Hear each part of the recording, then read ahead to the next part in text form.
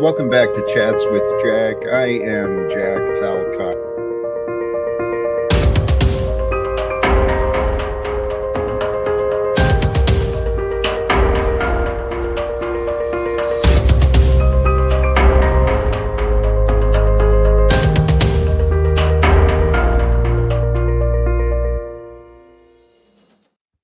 And greetings, blessings, salutations, and love. Once again, welcome back to Chats with Jack. I am Jack Talcott. Once again, here to share some more of this adventure of life, this incredible, magnificent time of history that we get to be a part of. Oh my goodness, my heart is just filled with inspirations today and so much gratitude, sincerely. So much gratitude for all of you who've already stopped in, said hello. It's the love that is shared. It's the love that's shown. It's the support, the encouragement. That's why we're here. And sincerely, I am feeling really, really, really inspired today with thoughts of faith and tremendous love to share, love to remind. And that's kind of why we're here let me jump into it. I have already dropped the link to join in the various chats, and sincerely bless you. Thank you to all of you, whatever platform you're catching me on, and whether it's currently here and now in the today, or if it's in the future from this here and now. Thank you. Thank you for joining. So today, the thumbnail, right? Real obvious observation. Worry never robs tomorrow of its sorrow. Doesn't do anything to change, what might be painful or sorrowful. It only saps today of its joy. How true is that? And something I have been practicing, and sincerely, it's easier than it may sound. I've been practicing faith. Faith can overcome worry with practice. It starts out challenging, it starts out impossible, but then it starts to get easier and gets to be more comfortable. And faith can overcome worry with practice. And that's kind of what we're going to get into a little bit today. Because remember what worry is. Worry is a faith in imagined conclusions. We're imagining that we know what the future's going to bring. Yet, regardless if we worry today or not, life unfolds, regardless of what we choose to think. So, what I choose to think, I choose to believe and think on things that help me feel good about being me, so that I can feel blessed and know that I'm blessed. Because this is where there's so many ways to get to where I want to go. But let's start with this. The idea, a clear conscience, clear of conflicts, clear of disagreements, clear of worries, clear of anxiousness, clear of depression. So it can happen in a moment, and it can last as long as it lasts. But if we can join together here in the present and just set things down so that we can share in the blessings, in our blessings of the here and now, we can recognize some good things that we've got going on. There's a lot of good things going on, but there's also atrocities of war and famine and poverty and injustice and abuse and oppression. There's a lot of real life happenings right now in this moment. in our own lives and beyond. There's a lot going on, but if we can just stop and breathe and realize this breath we share, someone else just breathed out the last time, right? They didn't breathe in again. And yet somewhere else, someone else is breathing in for the very first time. Life is a miracle. And we're here to share in the miracles that life offers. One of the greatest miracles I've discovered is love. Just the thought of love, a reminder of love to me, it just starts to move me. My heart overwhelms and then the eyes water and I feel pretty good. I spent a lot of time considering love and the miracles of life and the wonders of our God through the glory of this creation, the day and the night and everything in between that we get to learn of and discover. Oh, so mysterious to be a human being. There's so many levels to our growth and our development. And there's so many levels and perspectives to our personalities and who we show ourselves to be. And the more I seek inspiration in this world, the more the world allows me to find it.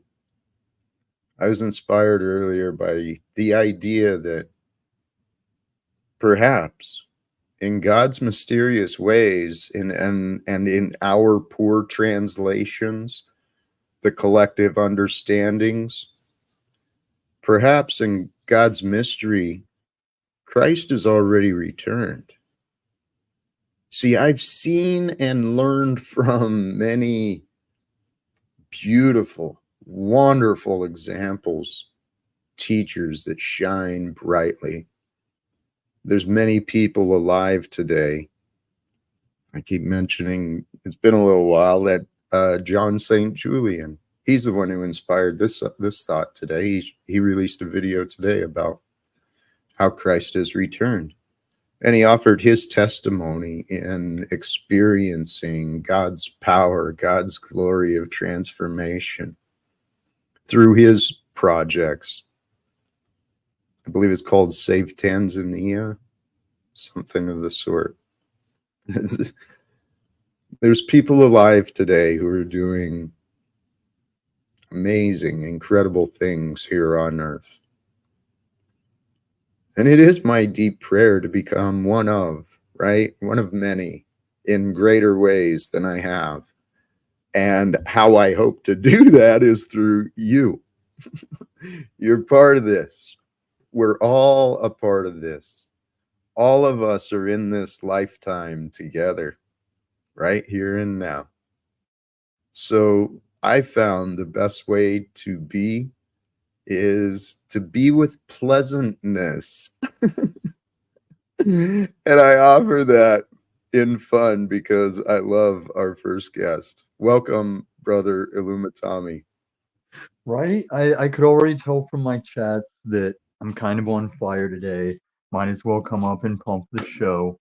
Because you're starting out with stuff too. But don't get into this Jesus is already here stuff, Jack. That's post-millennial reign theory, Satan short season. I buy into that fanboy style.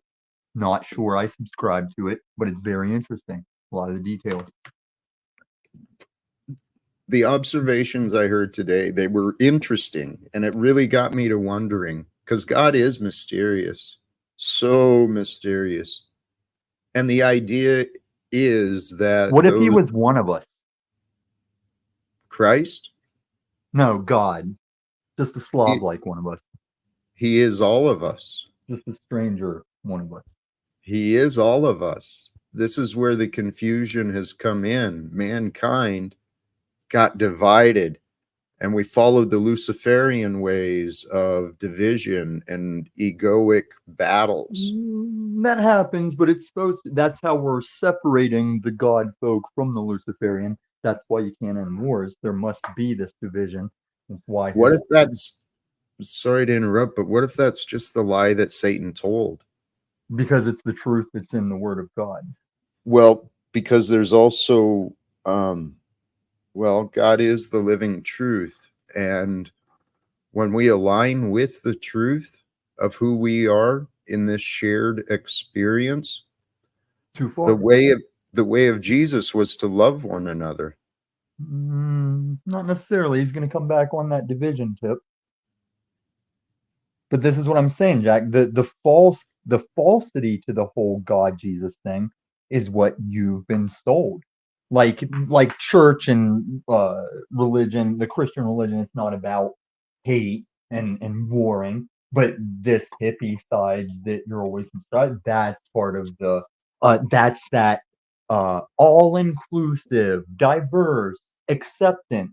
That ain't us. We love the sinner, but we reject that stuff of story times and the things, you know.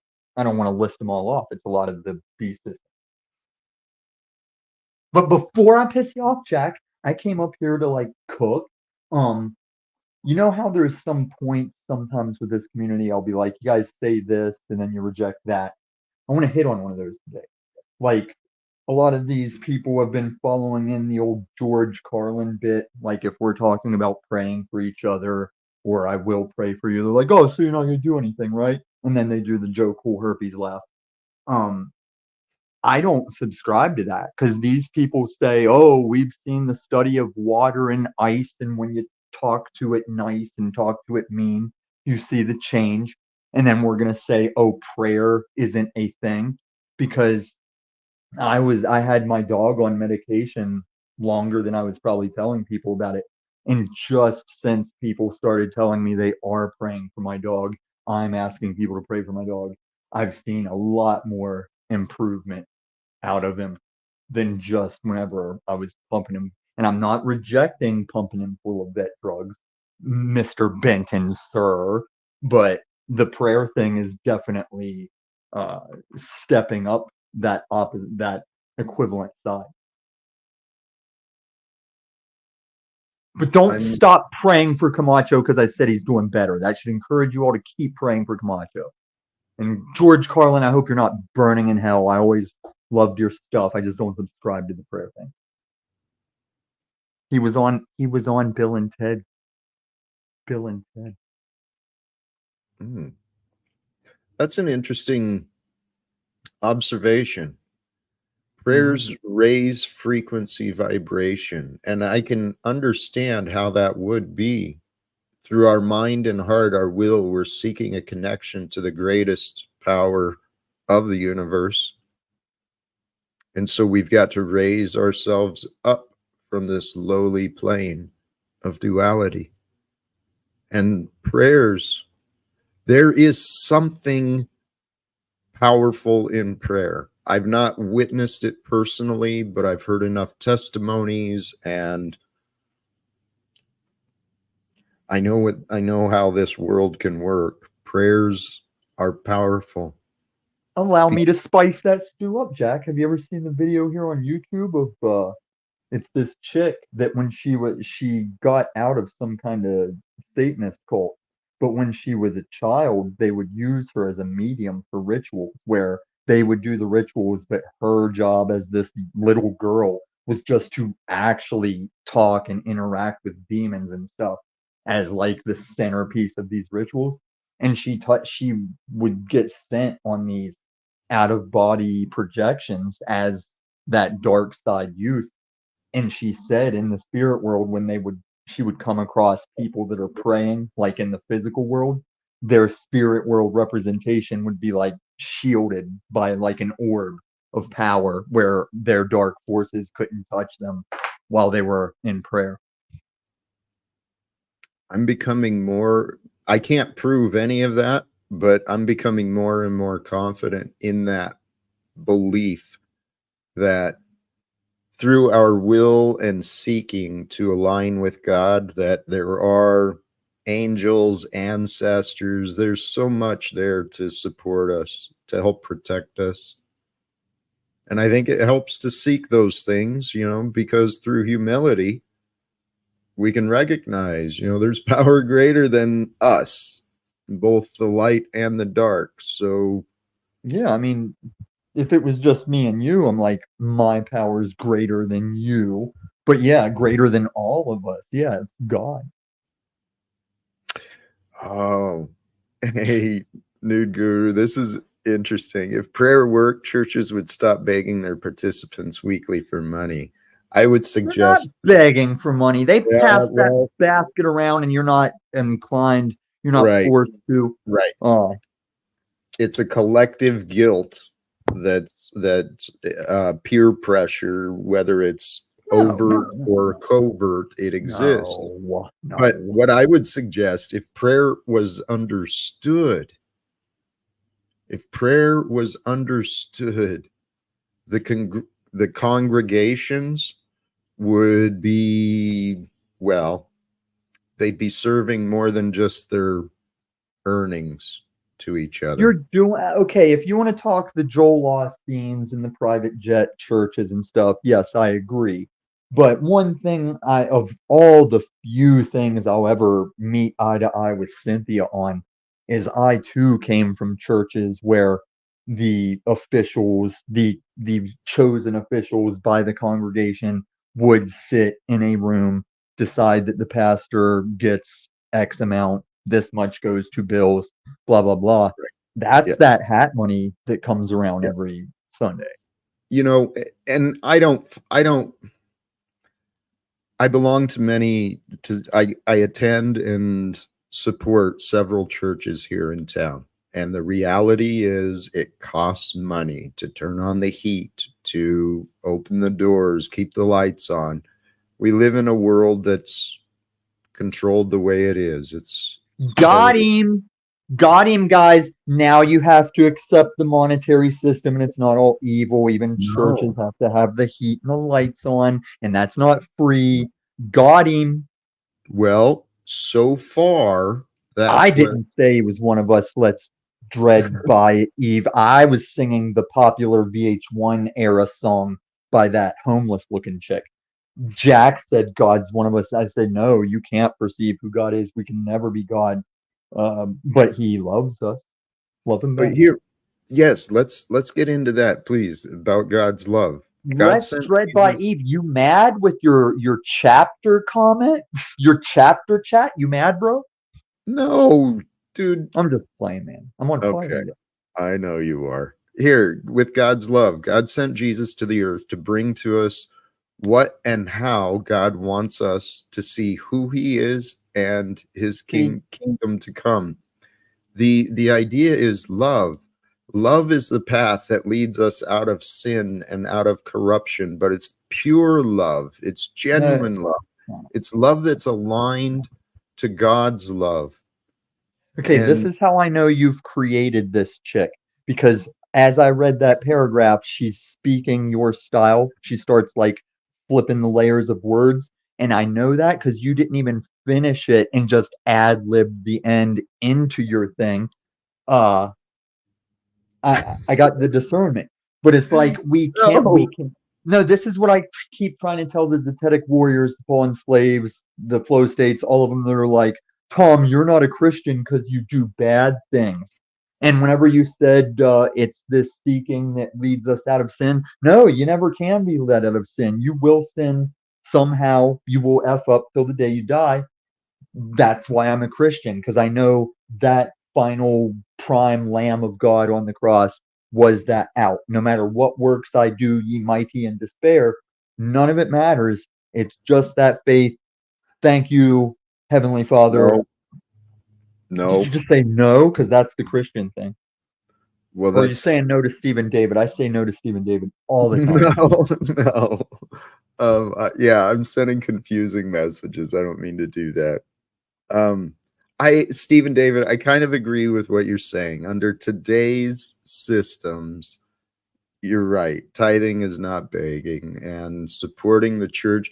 The church, actually, I see in my community, the churches I attend and support, they're like central points in the community for dispersing out a lot of good, not just in the Okay, funds, but the people so too. now that I've covered that side, I can go back to what everybody was saying. In this modern era, there is a level of tithing push that isn't biblical. And I mean, you hear about the 10% thing, but if you really want to get biblical, it's like, didn't he say just sell all of it and feed the poor and just go walk with the apostles? Um, so there's some conflict, gray area, some raised eyebrows to the tithing. I would still stand by give what you can, because that's one of the parables. Is the rich man comes in, he pompously drops like a, as Paulie Boy would say, a stack into the offering plate, and it doesn't bother him a bit.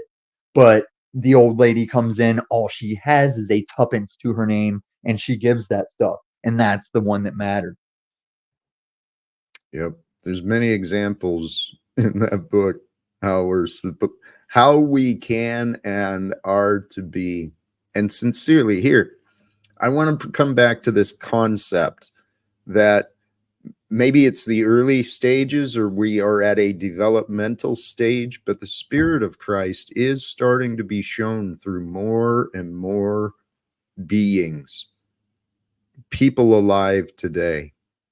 And that is what he was saying is, you know, his prayer was that each of us would be united with him as he was with the Father. And the path to do that, sincerely, it's through a clear conscience. It's through, well, It's just the blood of salvation. But before we get off the tithing thing, and while we were on that Joel Osteen thing, there was a woman who her mother had been fighting cancer or whatever for a long time. And whenever her mom finally died and her daughter was going through her stuff and getting all her stuff squared away since she's dead, she found that her mom for years had been taking the chemo and the hospital money and just giving it to Joel Osteen until she died. Just wasn't attempting to do her uh, logical, like I pray for Camacho. I still take Camacho to the vet. I still get medication for Camacho while you I still, pray for him too, because God helps those who help yep, themselves. So you this still lady do that what died you of can. cancer and refused, and she bent away any kind of medical help just to push it on Joel Osteen's fucking jet. It's sad, sad. It is. It Mm. is. And this is what I believe we, all of us alive, we're here to help end. We are here to follow the way of love and light and truth, the way shown through the Christ and many, many other teachings, but he's the Wrong, wrong. perfect one. Could have just It's left it at the Christ. it's not just accepting his name, it's It following is. his way. Well, that's the layers. That's why when people come at me like, "Oh, I guess now that you're a Christian, you can just go small mustache it up and know that you're forgiven." No, it's once you are a Christian, that is why you won't do that. Like you are forgiven through that sacrifice and that, not the ways of other gurus, through Christ alone, but by me, no other way. But if you are that, if you have the Holy Spirit, you don't want to do those things and be forgiven. You want to try not to have to be forgiven for things, but you know you will have to be. Like the logic is Jesus was already crucified and paid the price for everything we'll all ever do. And the fear of God is the fear of adding to that in the past. Like I'm living now in the future that I don't want to add to what was already done by my part. I fear disappointing my father. I fear adding more to his sacrifice. So I do repent. I do feel shame when I've done wrong. That's the key. But it's also key to overcome the shame and guilt and the resentment and the hate. No, I get that through forgiveness. Yeah. Yes, the Like goal. I really am there now. A couple months ago, I was like, guys, how do I ever forgive someone like Snafu? Like there's times I've been going out like, how do I forgive a man that's giving hostile melanin people my location? And now I do. I get it. But I'm not gonna hang around and keep putting up with some of their crap. I'm still gonna metaversally riz them when they want to go at it. But I'd have to say, right now where I stand, I pretty much forgive everybody, even that dead mofo that home invaded me with those guys that time. Even though he's in hell already, I forgive him too. Forgiveness frees us, and it's really mercy upon ourselves. And that's the example, right? Jesus offered mercy through acts of, his teachings and choices. He was willing to die so that the world could better understand the truth of God's love. And he showed it through word and deed, and it is a mystical. That's one I think is still debated and disputed is, yes, he knew he was God incarnate, but some schools of thought say some people debate over whether he knew all his life he would have to die. And also they debate, even if he knew, did he still not want to die? But it did go down. Yeah, I'd love, actually, those are some of the questions I wonder too, is what did Jesus actually know or not know? I Can you mean, share 𝕍𝕚𝕤𝕚𝕚's pretentious, obnoxious, looping question that all the Antichrist haters always ask? Well, the thing I just want you is, to put it on the screen. I'll answer them. I'll be nice. I'm sorry, what? The very last, the most recent 𝕍𝕚𝕤 chat. This? Oh, why does Jesus want us to eat and drink him every week? Kind of weird. That's in the same way me and Jack are sitting here in memory of that sacrifice that went down. You don't do communion every week, 𝕍𝕚𝕤. Communion or Some do. Well, my church never did it every week because that's what maybe makes it kind of like just going through the motions. I think we were more of a once a month type communion thing. Hey, maybe not even that rate. We got another guest I want to bring up, but I do want to get to this comment of Stephen David. Welcome, Ragamuffin Vision. Before you jump in, please. For the remission of sins, the church is a spiritual hospital. Do we sin weekly? Yes, then we should take communion weekly. However, there's the other side of this. Those who follow him will not sin, right? And that's the idea. Wrong. I just sat here and told you can never stop sinning. I said skinning Freudianly because I've killed so many men and I skinned them that it was a Freudian slip. But you can never stop sinning to some extent. You can stop moving. If you stop moving, you're doing nothing. You're not sinning. Not true. I cannot move. I cannot move, and a Sherelle Snow motherfucker can cross my path, and I can still look at her with the unclean eye, and I've sinned. Clean your mind up. But it's still a sin. Regulate yourself. Correct yourself. But you will always slip up at some point. You should regulate yourself. I'm telling you can never stop. Tom, I don't want to argue. Welcome, Ragamuffin. I'm not arguing. I'm telling you what the Christian faith. I'm teaching you, Jack. As far as you're teaching me religiosity. Not religiosity. I'm talking the word of the one true God here. Nope. And it's why your daddy's scared to talk to me. It's why Timmy's scared to talk to me. Everybody that wants to hate on Christians, they don't come to do it to me because they know I'm going to do that stuff. I'm going to stand on it. They're not going to have nothing to say. Tom, I'm not hating on Christians. However, I am suggesting that well, you're not hating, but you consistently act like I'm not telling you what's what. Right. Well, Tom, you're telling me what's what from your experience and education. Wrong. I'm telling you what's what from my upbringing in the church compared to Okay, you and Cynthia's open. Well, I've never really read the Tom, Bible and I wasn't at no great church Tom, consistently. I had this stuff Tom, Tom, can you be ROTC'd into still? me. Tom, please, can you sit and be still just for a No, I'm moment? gonna go, but I want to Breathe. tell you what I was gonna get at anyway All before we right, got off on your please. subject matter. All right, The please. thing I came and watched your show because when I did my last stream, it was peculiar how everyone was showing up, going, and they were all in my chat going, "What was that at Jack's?" And nobody said anything except everyone was just going, "What was that? I know what?" And everybody's like, "What was that?" So I went and watched it. And while I agree, what was that from snafu to everything? Like snafu was weird night. I was like, what's going on right now? But I saw with your thing, Jack, like I said in my first chat, we both have our aspects of short patience.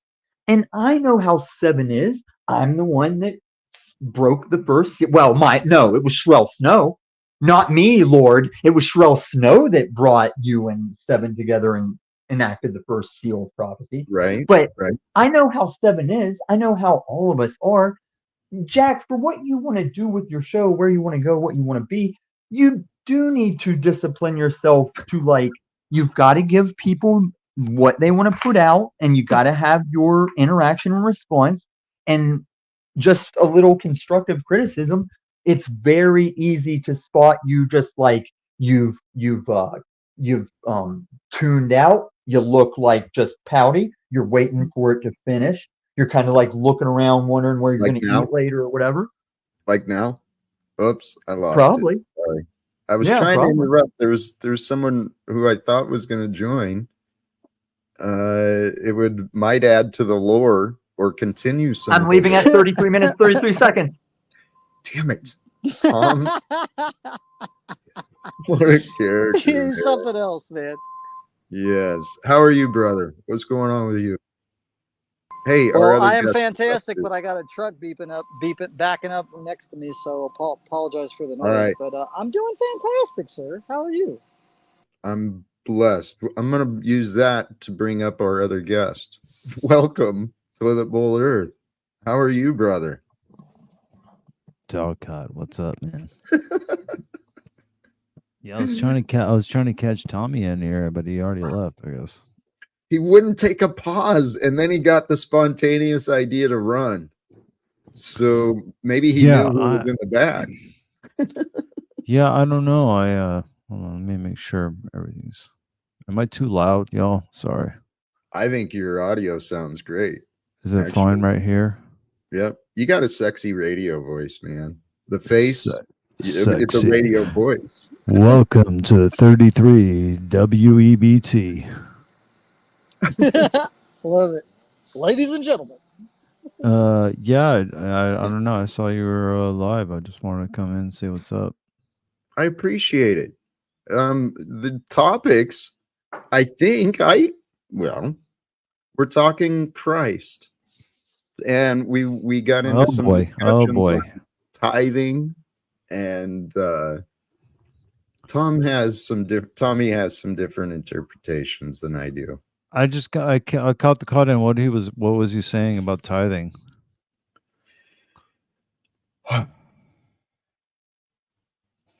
What was he saying about tithing? I think he was justifying it. I mean, the priesthood isn't exactly like, it's not. I mean, who exactly pays the priest? It's the folks. Is this flock? Yeah, and it's a sort of mutual communal relationship. I mean, he's tending to his flock, and we tend to his needs as well. And that's not to say that the church, especially my church, doesn't tend to the flock's needs as well when it comes to monetary needs.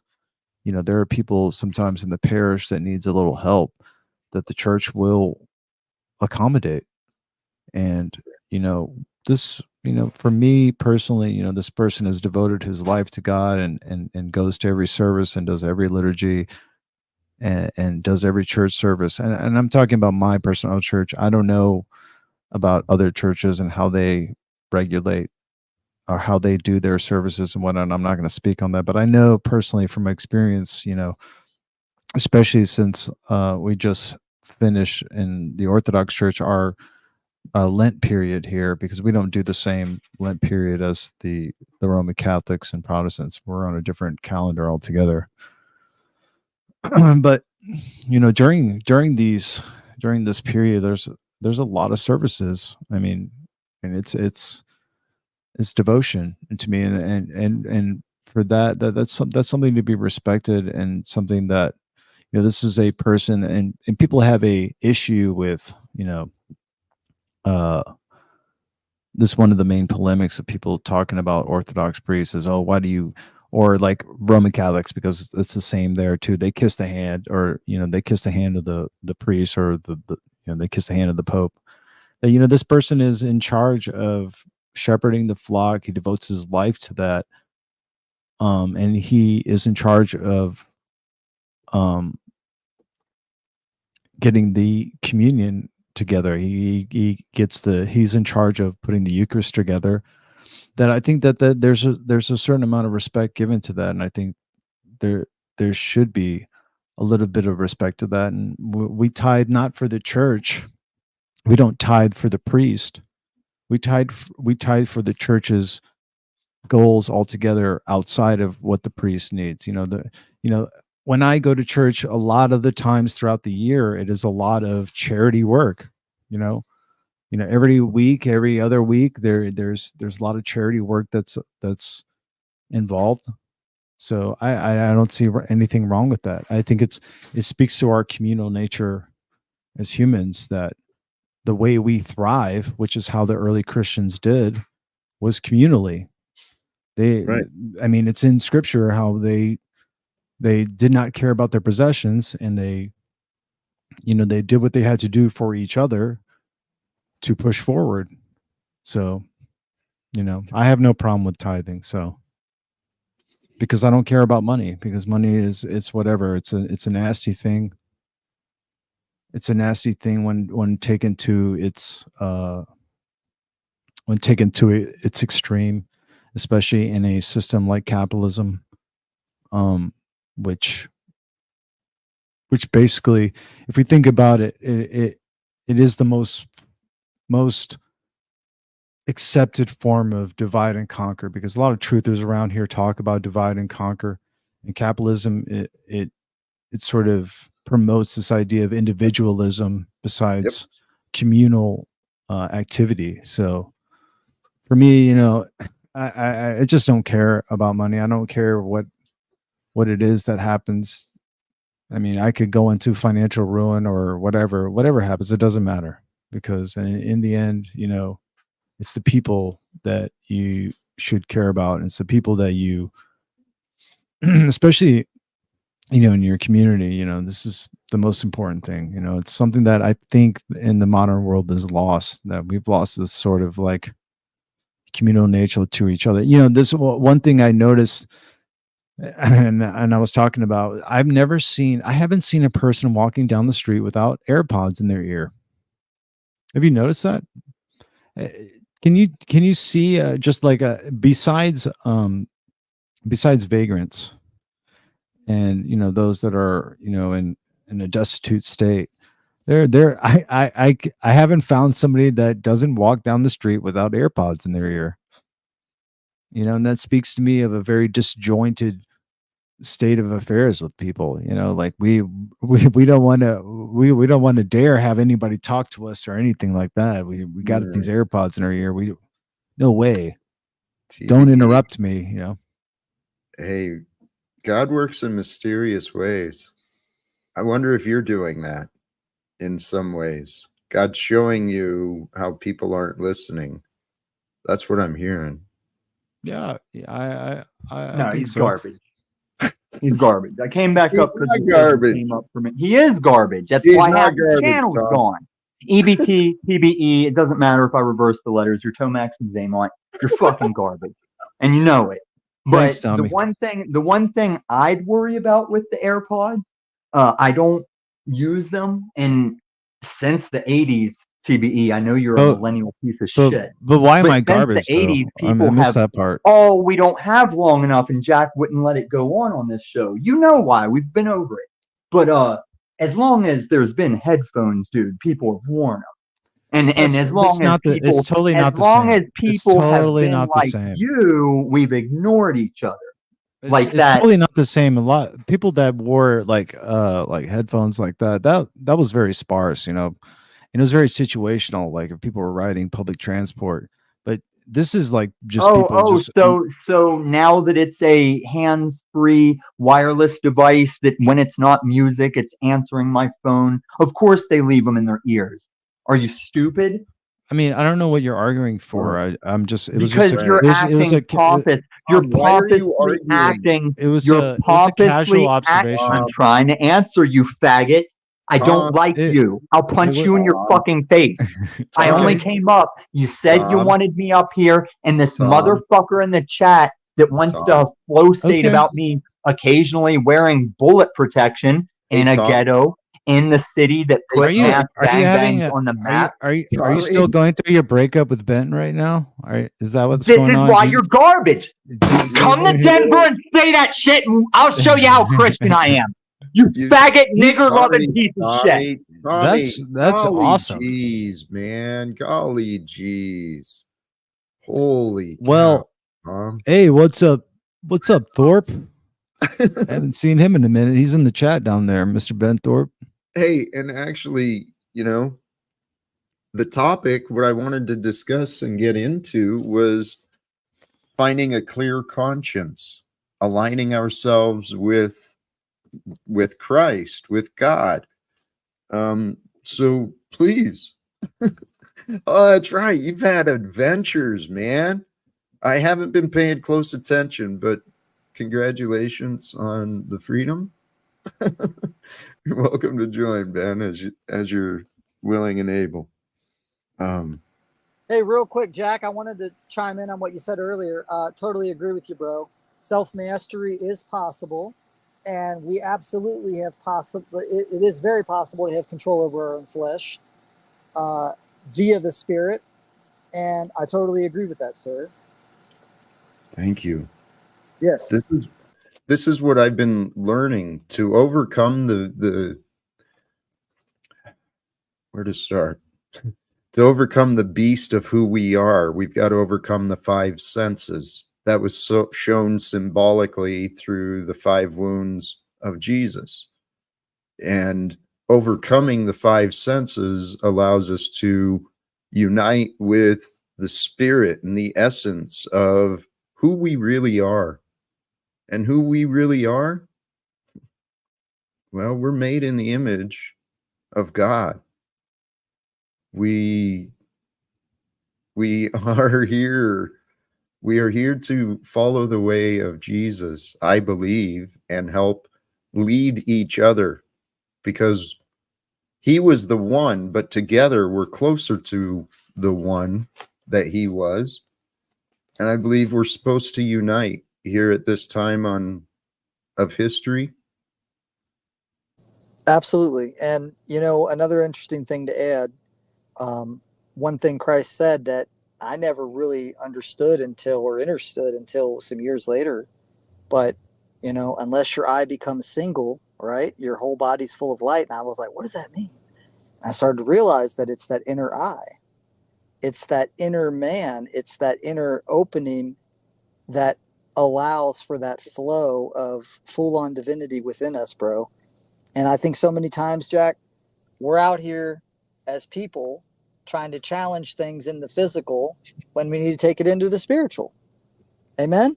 Yeah, That's dude. what That's what it that's- is. That's what my life is leading me to really believe and trust, is in the things that are unknown, trust in the things that are unseen, faith in God's love.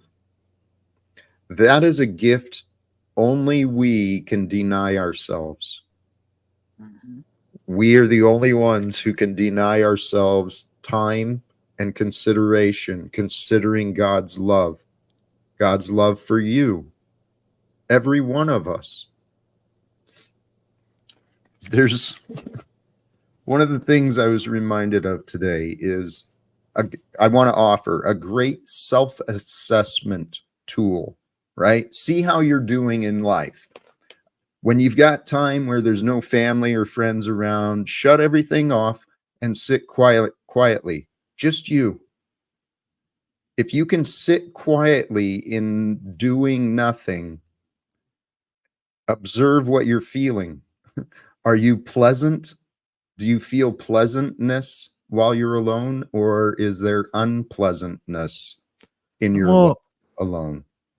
Well, sometimes, like, I mean, I get that, I've done that too, where, I've sat in a room in silence, there's certainly nothing wrong with that. There's certainly, you got to quiet everything down around you, it's sort of the prerequisite meditative state or whatever to just be in silence.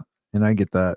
But sometimes our emotions or our feelings can take us places where, I don't know, it's not really That's the point. something that you can trust. Sometimes your feelings are untrustworthy, Well, that's the point I wanted to get to, is when we can notice those feelings within us are an unrest, it's up to us. That feeling of unrest, whether it's depression or anxiety, anger, whatever that unpleasantness is within us, it's up to us to resolve it.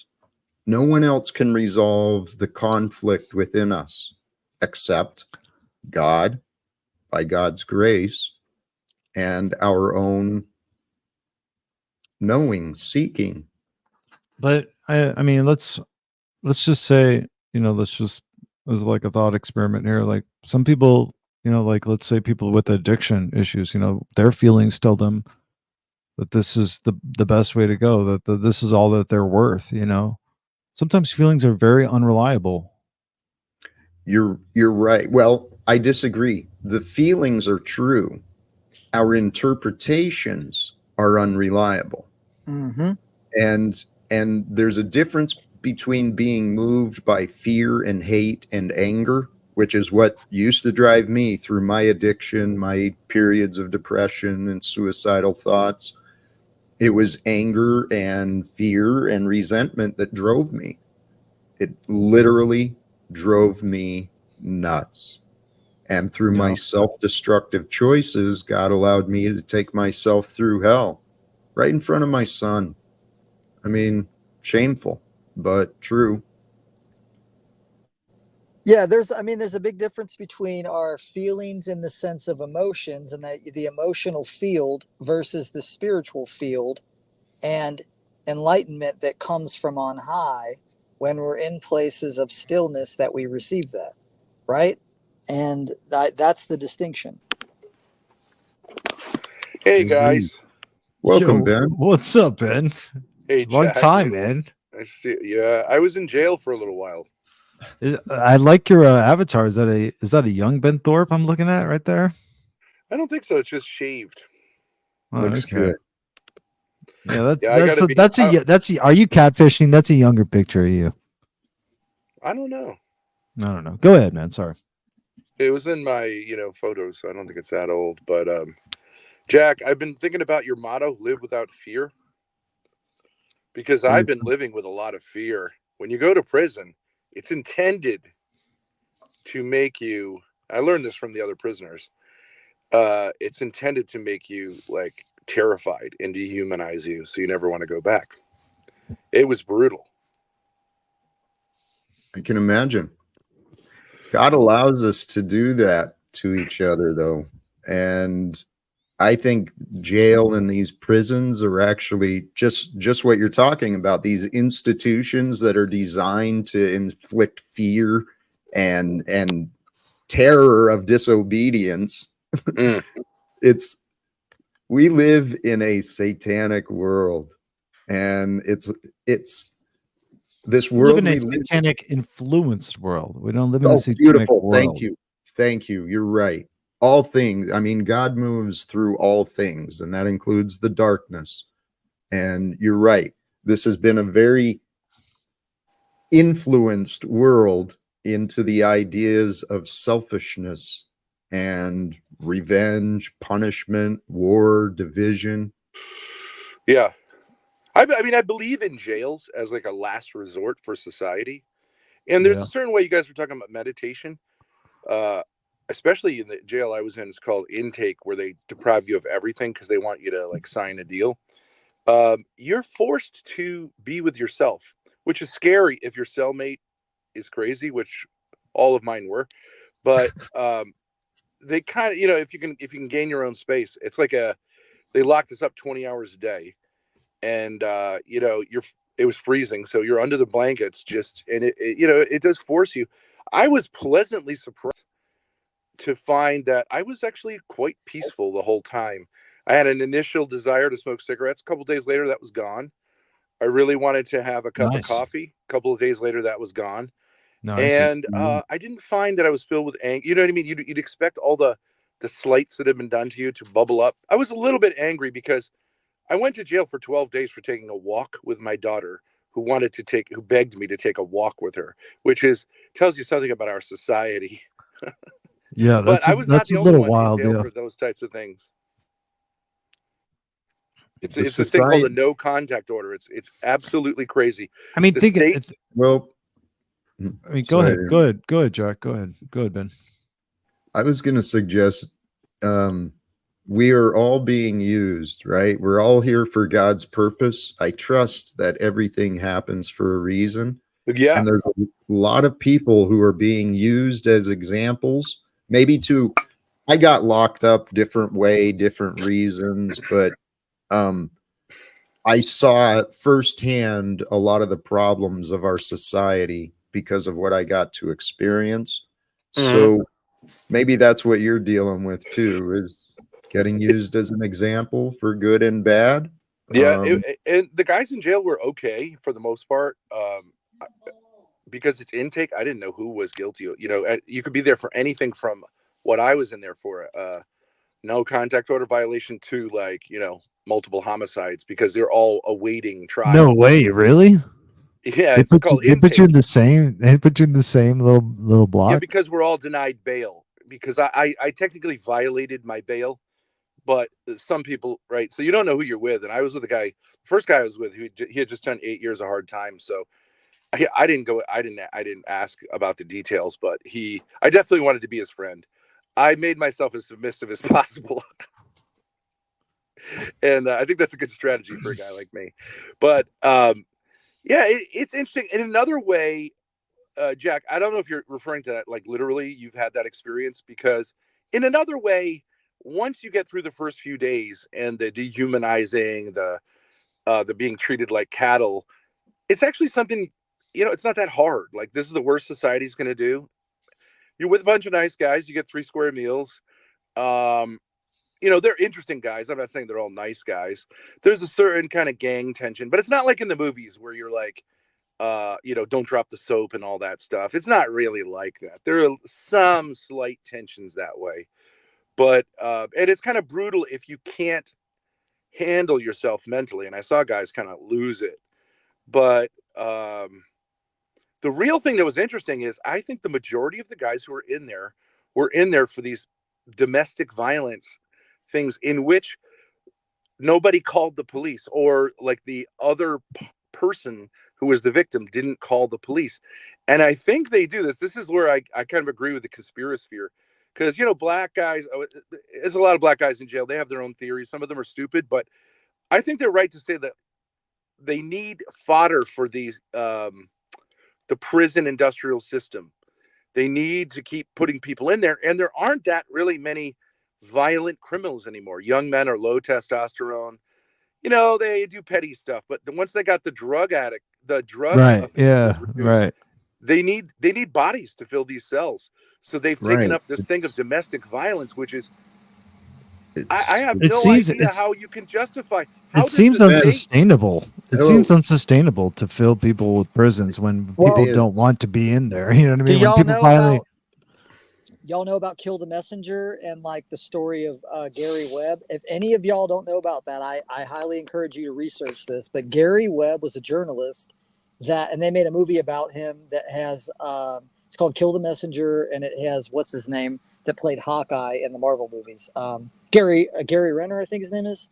Or yeah. Anyways, Kill the Messenger is about the life of Gary Webb. Or no, it wouldn't be the same name. Jeremy Renner, I think is his name. Yeah. So this gentleman, Gary Webb, he was a journalist, and he ended up blowing back in the 90s, blowing it wide open that the CIA were funneling drugs on the street, and then they had CIA operatives that were getting African Americans and other people, other ethnicities and whites and whatever, hooked on crack, and he came to find out, and this is how deep it went, that they had high level officials that had stake and stocks in the prisons. So some of the prisons were privately owned. So different lawyers, judges, and people like that had like stock in that. So they actually profited off of putting people in there. Yeah, you could see like with the commissary, what they do is they deprive you of everything. You're locked up 20 hours a day. And then you can get money in the commissary, which is, I guess, owned by a corporation. Right. It was started by George W. Bush. And right. That's like legit. Well, here's the deal. Our entire criminal system, legal system is criminal. The entire government and corporate entities, they are demons. They are the beasts of rule that were prophesied in the Bible. We are here. We're all here authority, to all change government is demonic. You say that? See, I don't think that's true. Yeah, I don't know about I don't know about how it's prophesized, but can you go ahead. Well, if you just take the concepts, right? There's these beasts that have risen by the harlot, and you can put a harlot into immoral deeds done for profit. So, I mean, there's many ways to analyze all of the beasts, and I've listened to a lot of different presentations, but it comes down to mankind became corrupted, and as a result of our corruption, the collective corruption, we have manifested and created these state organizations that go to war with one another, and they're supported and funded by these banking systems and corporate structures. People are literally dying in order to defend corporations and governments. I mean, I agree with that, but the thing that doesn't need to happen is this idea that people don't need to be punished, or there's not a place for these people to go when they're God will take care of that. I do think it's a natural. It's natural. It's part of the natural. Wait. Jack said God will take care of that. The punishment part. What I believe we're here to do, right, through the truth, through leadership, compassion, love, mercy, forgiveness, through the way that Jesus taught, we lead each other from the darkness of sin, corruption, fear, anger. I agree with that. I agree with that for sure. Yeah. But when that fails, you have to have a stop. How about we try it? You got to pretend. What about in John when he talks about when there's nothing better than defending your brother with your life? What does that mean? Well, does that mean let people do crimes and kill you and your family? Does that mean there's no consequence? Do you think the law doesn't mean anything? Why do you jump to that? When Christ talks about lawlessness, what does that mean to you? Love is the law. Faith in God is the law. God is the truth. But what I'm asking you is when Christ talks about lawlessness, what does that mean to you? You're the one who brought it up. What's it mean to you? I'm not sure. I mean, I brought up a question. It's not like I brought it up. I'm asking you, what do you think that means? Where is it used in the context? Lawlessness? Mm-hmm. When Christ brings up lawlessness, here, let me look it up for you. Give me a second. It depends on what you mean as lawlessness, because I think some people assume that if we don't have a tyrannical system in place that deals with people when they get out of hand, that, well, what are we going to do? And people forget that, the Bible talks about a law of sowing and reaping, right? And I would also call that the karmic wheel, whereas God's already set something in motion spiritually across the board where if you do some shit that's not very savory, he's already put checks and balances in where you're going to experience that. Now, if y'all don't think that's the case, it is. Right. Good or bad, you will experience what you put out. You Or- will Well, experience it I eventually. think the most famous one is the one from Matthew 7:23, and it says, "And then I declare to them, I never knew you. Depart from me, you workers of lawlessness." What do you think that means? Well, I believe the law of God that's shown through the Christ is the law of love. Those who would be lawless would be loveless, without compassion, mercy, understanding of the true laws of life. And there are universal laws that govern us, whether we recognize it or not. There's mental laws, spiritual laws, all sorts of physical laws. But Jack, do you believe in the natural authority of the family? I believe only now my only belief is in the authority of God. I understand what Jesus was saying about who is my mother, who's my father, who's my sister, right? And I also understand I have no father here on earth. I have only the one Father in the heavens. Well, you might not, but you have a father, like Sure. whether he's alive. I'd But talk to him. I call him Dad. You get into total anarchism if you do this. The two natural organs of authority are the family and the state, and every society has always had those. Now, what I think is interesting in our society is Wait, go ahead. I'm sorry to interrupt. That's correct. You're right. But I want to offer that historically, man has been corrupted and allowed the state to be the authority over the family, and allowed the family to, well, there's many families that have deceived each other. Oh, absolutely. Yeah. No, I'm not saying those organs can't be corrupted. I'm just saying they're not inherently corrupt. You can't actually have a society unless you have family. Sorry, I interrupted. This is what I think is interesting. Because of feminism, I found this out. These domestic violence laws are a recent development. In fact, I was looking up in some medieval texts that there were these decretals in 1140 in which men were encouraged to discipline their wives if they were unruly, gently but with violence, and that if they failed to do so, they would be failing in their job as men. So according to Christianity, traditional Christianity, domestic violence is a necessary part of a family structure. And while it can be misused, that's a sickness. I don't know it's about absolutely that, necessary. That's a little We bit of a have now stretch. criminalized Big stretch. what used to be seen as absolutely necessary, and thus there is no family authority possible. I don't know. There's I don't only know. government authority. That's definitely not. I'm going to go ahead and I'm going to push back on that. That's absolutely not true. That's not what Scripture tells us about how we treat our wives and how our wives are to look to us. Yes, we are the authority of the household.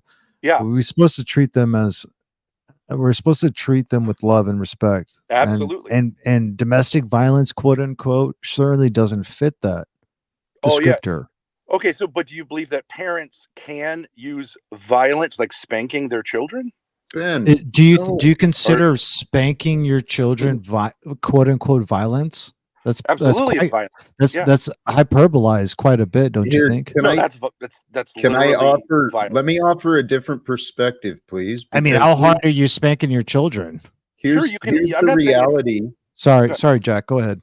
We were born into a world that believes in punishment because obedience was the goal.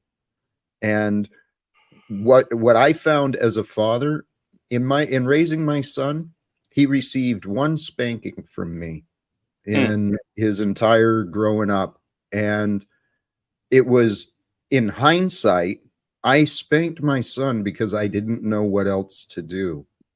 It was out of my so you own think frustration. spanking is a failure of fathering?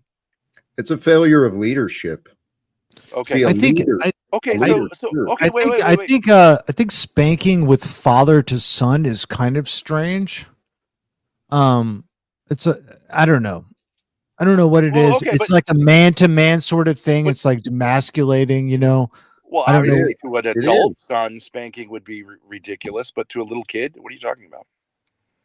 It's still Oh yeah. I think Okay. it I is. guess you're right. Yeah, that's I fine. mean, That's yeah, fair. I mean, you're not going to spank a 16-year-old boy. Like, it's crazy. Well, no, I didn't mean it like that. I'm saying like I don't know. Continue. I kind of fell off Well, there. here's my argument that it's part of the natural order. Why are women drawn to masculine, taller, bigger men? Why are they drawn to them? Because that's universal. That's red pill. That's biological. No one will doubt that. Why are they? I don't know. Why are they Maybe drawn to them? the Why- possibility of violence, the possibility of strength. No, being not a sarcastic I- answer. Give me a real No, answer. no, it's not. No, that's not a sarcastic answer. I don't know. It could be. It could be a variety of things. It could be, Well, this what does a person is. woman feel This when could. she's This around a person could be big- dangerous. This person could be dangerous, and in danger, there's a form of protection in that. I don't know. Yeah, Hey, protection. guys.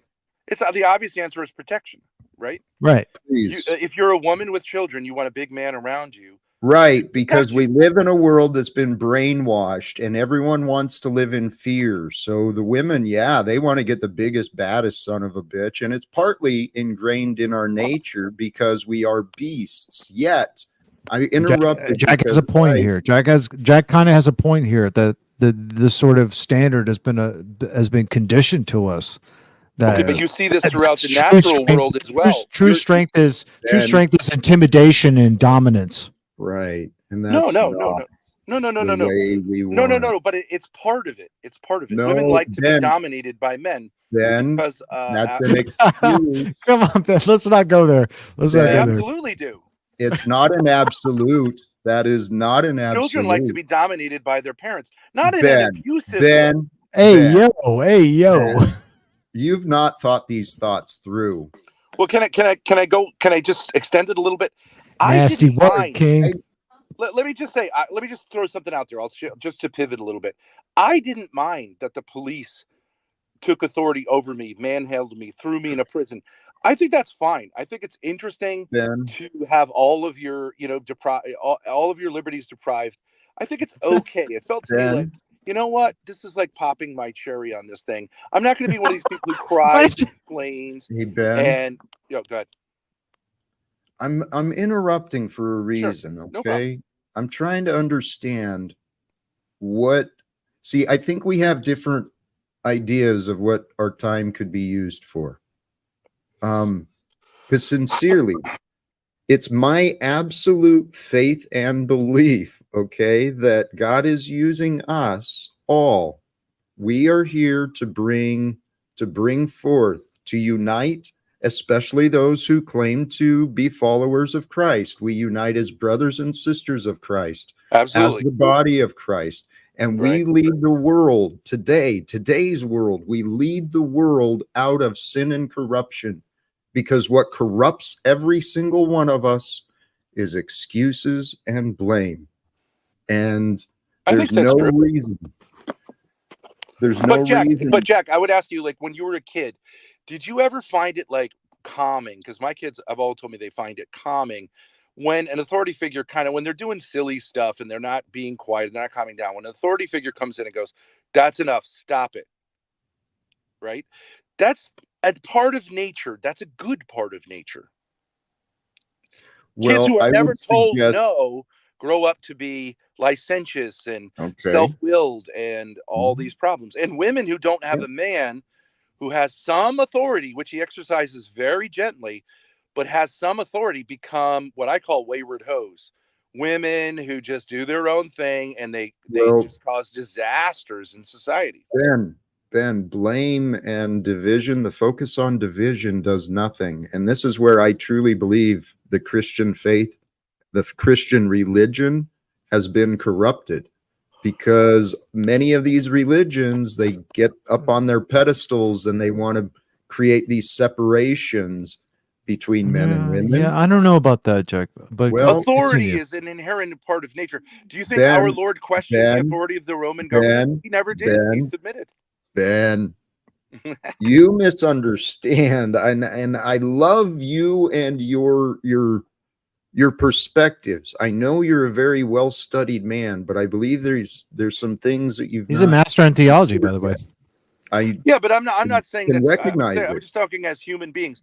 There, Jack, look at nature. Is there nature in which there isn't a hierarchy, in which there isn't I mean, there Right. are some, but most social animals have a hierarchy. There are those in authority and there are those beneath them. And usually the males are in authority over the females in terms of physicality. And that's good. Why does that have to be bad? Right, but Well- it's good in the natural order of things. It's bad when it's abused, or it's Absolutely. Abuse of those things. Right. No problem. So don't No problem. normalize the latter as being something that's just how it is. But No, the former should be the former should be the template here for what we should adhere to, right? but we could I talk think- about something like natural law, right? Well- Which we see somewhat in nature and more importantly in human. right. I agree with that. That's perfectly fine. Jesus demonstrated natural law, which was to live in service of those around. And that's how he lived, at least during the last years of his ministry and leadership. I wouldn't say that was natural that was happening around him. I think Jesus No, it wasn't natural. He was the yeah. abnormal one. He Right, was correct. the revolutionary. he's the you know, he's he the wasn't- correction of all abnormal things, of all Yes. abnormal But Jack- behaviors and things. Jesus Yes. Christ was the answer to all of it. And Yes. there you Jack, go. Go ahead. Jack, our Lord was presented as someone who wanted to overthrow the Roman Empire. He had no such desire. And the apostles That was also what said, the Jewish submit to scribes was proper saying who he authorities. was. I'm sorry, Ben. Go ahead. I'm sorry. Go ahead. Our Lord was Christianity has always been obedient to the authorities when they're behaving themselves properly. Secular authority has always been recognized Mhm. as Right. good, Well, inherently good, then though it can be perverted. And So, who, I mean, but I think we have listen, different this perspectives. it's interesting. Who was Jesus the most? What Scripture tells us, who Jesus was most upset with was people making mockery of his church, of the temple. mhm. That's when he Right. was the most upset. People Right. making People not money focusing and on the doing this all stuff in the Absolutely. temple. Which Here, which let me yeah, go let ahead, me- Which Jack. is the let me religious jump in authority. here. Religious Let me authority. jump in here Right. with this authority thing, right? Because Jesus, he came, fulfilled his purpose perfectly. He was a gift for mankind from God, through God, for the godliness that is here. And our purpose is similar but different. He wasn't here to overthrow the Roman Empire. Right. I want to bring reform to the Roman Empire and recognize and help these people who are playing these positions, people thinking they are in authority, Yeah. acting in roles of Congress, and they're not doing their job. They're not leading like Christ. No, I agree. But are you So let's saying that they help them. shouldn't have? No one should have a Right. job where they're in authority, Right. or are you saying they're not doing? We their job? agree. I have no problem with the Yeah. latter, but the former. We agree. Yeah, we Let's- agree that the people are flawed. Do you disagree? Do you feel like the Let- office shouldn't be there? Well, here I've spent a lot of time considering what is authority, what is government, what is corporation, all budgets and rules. All of these things are for the purpose of order. Now, a position of authority is just that. It is a position, not a person, but the position of authority gains access to information that others may not, readily have available. And Yeah. so in this world where we've allowed secrets to be enabled by profitable lies, we're paying for wars at the same time as we're denying education to each other's children because they don't have the money to pay. It's insanity. This Yeah, world, but Jack, what I'm saying is, if someone comes in there and comes into your fireplace and starts dismantling your mantle and starts beating you over the head with it, who are you going to call? I'm gonna ask him what his deal is. What's the resolve? You've got to Ben, be kidding me.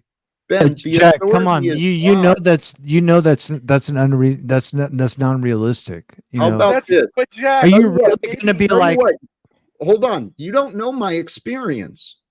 Okay, I've opened my home to people off of the street, shared shelter in the middle of Sure. winter. And Yeah. and as a result of my kindness and my efforts to help someone, well, I got robbed a couple of times. I got pepper Yep. sprayed in my house. had to wrestle around the kitchen. And again, in my past experience, things could have been differently because I was tempted with the opportunity to grab a knife and defend myself. Mm. And I chose to be a man of peace. I defended myself only to the point of getting separated from the heat. And It's- Okay, praise God. yeah, okay. But I mean, if a group of people are being just terrorized violently, don't you think there should be someone who comes to their rescue? Yes, and here, this is something. Okay, so why aren't you that person in the situation where someone's coming in your fireplace and wrecking your house? Why aren't you that person? Well, Why let's do say you you've got children in the house to make it more extreme. Yeah, why You're not aren't gonna you sit there and go, okay, kids, let's talk to these guys, right? what's the line that differentiates like a woman in distress getting Hello, attacked by okay, people and right. you What if? having people? I'm These sorry, Jack. what Go ahead. ifs. I mean, I'm sorry. These what ifs. It's not a what if. It really think it through. I mean, your doubts and your disagreements are preventing you from trying to consider what I'm suggesting, and what I'm suggesting is exactly what Christ was teaching. It's you're suggesting a universal moral approach to every situation, which does not work practically. have you not Jack, work. if someone came, I'm just saying, have you Jack, if tried? someone How do came you into your home- know something doesn't work without the experience? When Moses killed that person that was about to kill that dude, what do That you was think a Moses different was condemned time. for that? That was a different time. And if Oh, tell you what, TBE, you live your life how you want. I'm going to continue what I'm doing. And please, what I'm here online. I'm not trying to tell inviting you to people do anything do- different. I'm just talking to you, Jack. That's all. Well, I'm I sorry. understand. And for the life We're of just me, having a little bit of a difference. I know That's the because I mean, fine. if one of those guys, The I'm just saying, Jack, world- if one of those guys threw you out of your house, changed the locks on your doors, and said, "I'm the owner now here. hey Ben, Get out of you're here." focused, Ben. What you're are you going to focused. do? Hey, Ben, you're focused on your thoughts, not on me, not what I'm saying. And I'd appreciate, let's come into the present moment.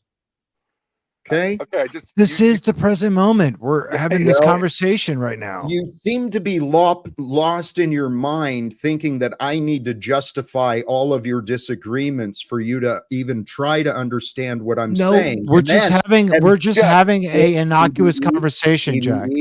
I realize you're not aware of the patterns that you guys show, but these are common patterns of today's human ego. Jack, we're People just talk having a at each conversation. other. Well, people talk at each other. Jack, we're just Not- having a conversation. It's That's nothing what you're bigger than that. saying. I know, but the It's thing nothing is, bigger than that. Don't You make a mountain two- out of a molehill. I'm not. What I'm trying to get you to do is to see what I'm saying, okay? To show me a little bit of respect here on this stream, that what I'm saying is actually worthy of some thought and consideration, because what I'm saying has no contradictions to the red letters of what Jesus said. Now, my Jack, education in history is different. Please Can go ahead. I man. offer maybe like a common ground? I do believe that Jesus' teaching is radical non-resistance to evil, not non-violent resistance to evil. But I think that's an individual thing, and I think your stories of bringing people into your house is kind of a beautiful Christian thing. But I do think you do need structures, the state and the family, that do have authority, even though they are widely corrupted. I spent 12 days in jail for obviously I mean, I was literally I wasn't convicted, but whatever. I was sentenced because I went for a walk with my daughter, which she totally begged me to go for a walk with her. So I agree with you. These things can be corrupted, and I don't even know if they're salvageable at this point, because it's become a war on everything. But I just think like, you can say you disagree, but there's a certain common sense. You might say it's wrong. There's a certain common sense that at a certain point, if you have a family with children, you need to be able to protect them, and you need laws, structures, and authority that will protect them from, people who just will, take things from Hey, you. Ben, Yeah. those who live in fear need protection. Those who live in faith offer protection. So I don't agree with what you're saying that we need the state. Currently, yes. I actually, while I disagree with the way the codes and policies are enforced, I actually have Yeah. a lot of respect and sympathy for many of the first responders alive today, because we live in a world filled with combat veterans, and our police and our our first responders, the medical, the emergency services, they get so many calls and they see some of the worst this world has offered. Sure. So right But- now, yeah, we do still need to look out. Do you think an Bud. old woman who's a widow, whose husband has died, who lives by herself, needs to have someone to protect her if she's threatened? Do children need adults to protect them, including using violence? Well, Ben, here's what I know. Based on my observations on myself and studying psychology and spirituality, the world we live in is corrupted, and it literally profits from trauma. Much of the crime and danger that Sure. exists, it's because people are spiritually and morally corrupted, which actually, And that's part of the deal, right? I mean, we are a fallen world, and we have fallenness as part of what we do. No? until we help each other heal, and Well, that's the way of the Christ. Well, we are fallen people, and because we fell, the world itself, creation itself, fallen with us. So that's why that explains like natural disasters and whatnot. So at least that's how we explain it. So I believe there's. Go ahead. I man. think these structures won't exist in heaven, if that's what you're talking about. You don't need authorities in heaven, but I think you're trying to say, like, I think we could have heaven on earth right Yes. now by Yes. just feeling positive about things. yeah, that's Now, not going to happen though. That's not what All the Scripture tells us. caricature Though. of Hold on, ludicrous utopianism. guys. You can doubt and disagree with this, but I'm pretty confident God is making this happen. Number one, well, because I know what's within me. I know what I've learned, experienced, and I know what my goals are. And what you just said, I believe we are here to bring heaven to earth. And heaven would not be ruled by state and corporate authority. We Right. wouldn't be slaves selling our time and energy to these ungrateful, corrupt corporations and employers. We would But be Right. If it was But what heaven, yes.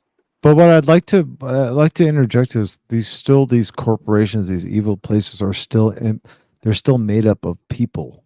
right. So People are willingly serving. People are willingly serving, right. killing There to protect. People are dying for these corporations right now. There are still people just like you and I that still need to be Right. prayed for. We should help them.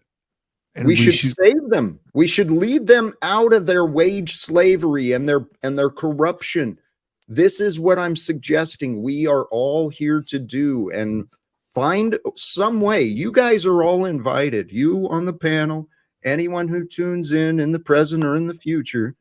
This is my hope. I'm sorry. I do have to address something in the chat. Miss Jessica Jane said, she says, I'm over this place. I'm over everything. Unfortunately, when the world ends, the world isn't some sort of Armageddon where the Lord like eviscerates the earth and some sort of like cosmic fucking, no, it's the Lord renews the earth. Right. We're going to be in the same place, but it's going to be renewed. Yes. And we renew ourselves. Without all of all the corrupt, vile, nasty things that had been inhabiting it for so long. Yes. This is the thing that I see like a lot of like weird sort of neo-Christian types, they feel like, oh, I can't wait to escape this place. I'm going to heaven. Can like we talk about creating heaven? Because the kingdom of heaven is here. It's within. It's all around. All we must do is open our mind, our spirit, our heart. I don't know to the about light. creating heaven. I feel Oh like my we could. I'm sorry, Jack. Go ahead, man. I didn't mean to interrupt you, man. I'm sorry, Jack. Jack, what does your shirt say? Jack, can I see what your shirt says? So I really apologize, Jack. I didn't mean to interrupt you like that, man. I'm really sorry. thank you. The shirt says the first casualty of war is the truth. The rest are mostly civilians. Civilians. Each of us are civilians, and many of us have been at war with the truth. And so, this, Jessica Jane, congratulations. I'm over this place. I'm over everything. That can take us one of two ways: self-destruction and darkness, or be done with it. Let go of it.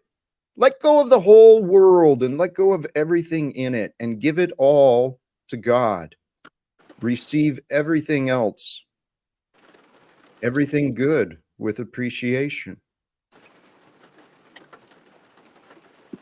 I'm okay with that. I'm okay with that. But what I'm saying is, but Jack, things like, for example, TBE and I both belong to hierarchical churches in which we believe that the Lord gave authority to certain men to define truth over time to keep us from descending into a kind of self-worship. Now, you would say that's a corruption, right? That Jesus would never do that. But he clearly in the New Testament did do that. I'm sorry to interrupt, but I would say they failed if that was their goal, because this entire economic and government system of authority and control, it's all driven by selfishness. So you think Jesus failed, the Jesus of the New Testament failed in creating an authority structure, or that people lied that he created that authority structure. Is that right? I believe, okay, I think I understood.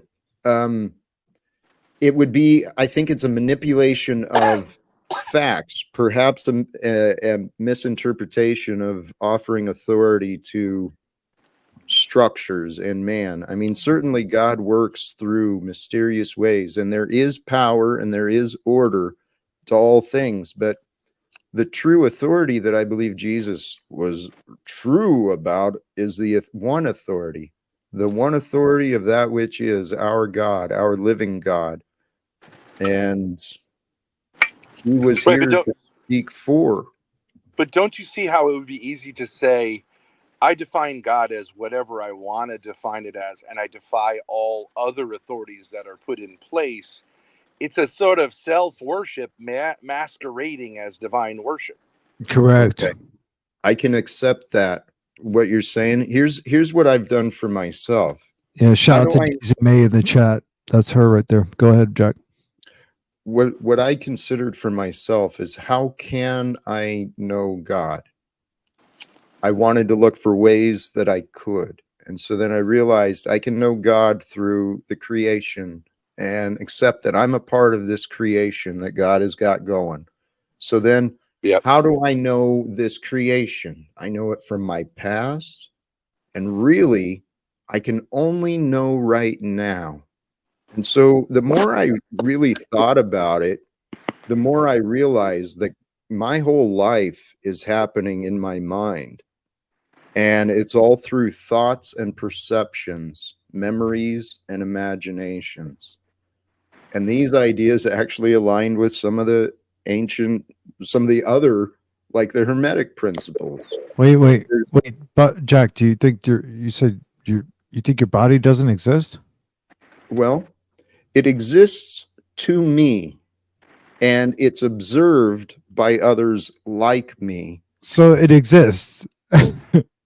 It's right? Well, we exist within the three dimensions: the past, present, future, right? And then the three physical dimensions. But what is real here, what is real to me is what is real here, right? All I can know is what is happening with me, through me at this moment in time. Everything else is a memory or an imagination. So it could say that only this moment is matter.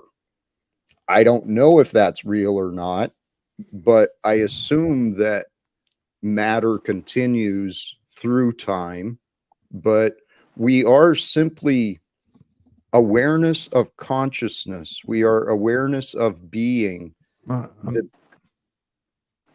It's the ego minds. It's the worldly ways, the primitive. But Jack, you're gonna run it. You're I'm so confused. I'm so confused, Jack. So am I here? Are we here together, or are we just minds right now? We are. Yes. Am I a physical body, Jack? To you, you are. And is Ben? Does Ben have a physical body? Yes. To him, he does. So And only to subjectively others do around we. him. So subjectively, do we all individually exist? It's only our subjective perception that we exist. How about this? If To I see Ben, Ben across the hall eating a cheeseburger, does he not exist? only in your mind.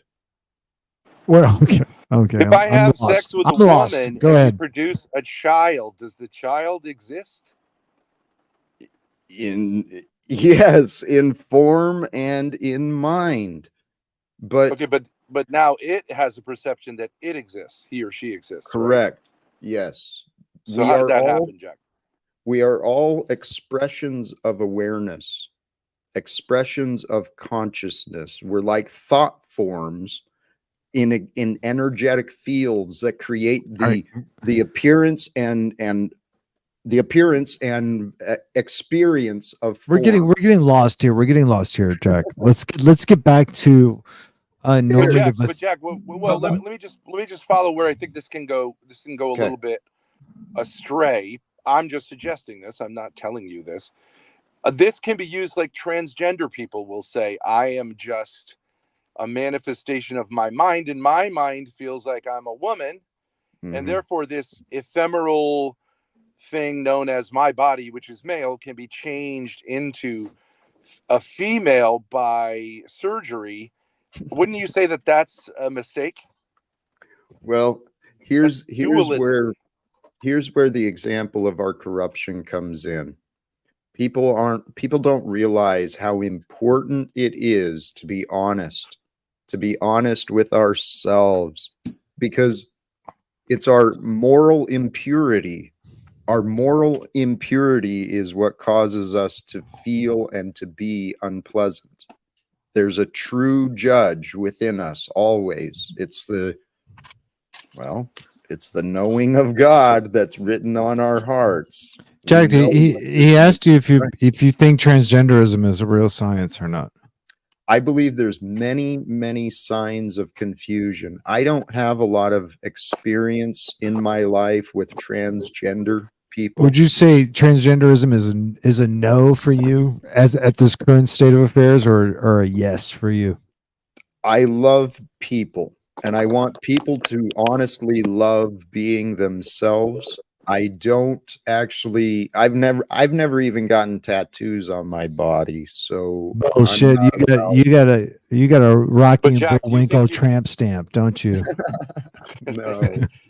But Jack, do you think that you are male, or is that a perception that you might change your mind on? We call it male. Are you male? Jack, come on, Jack. Come on, Jack. No I am way. a child of God. I am. Are you male? Man. Are you male? Yes, I guess.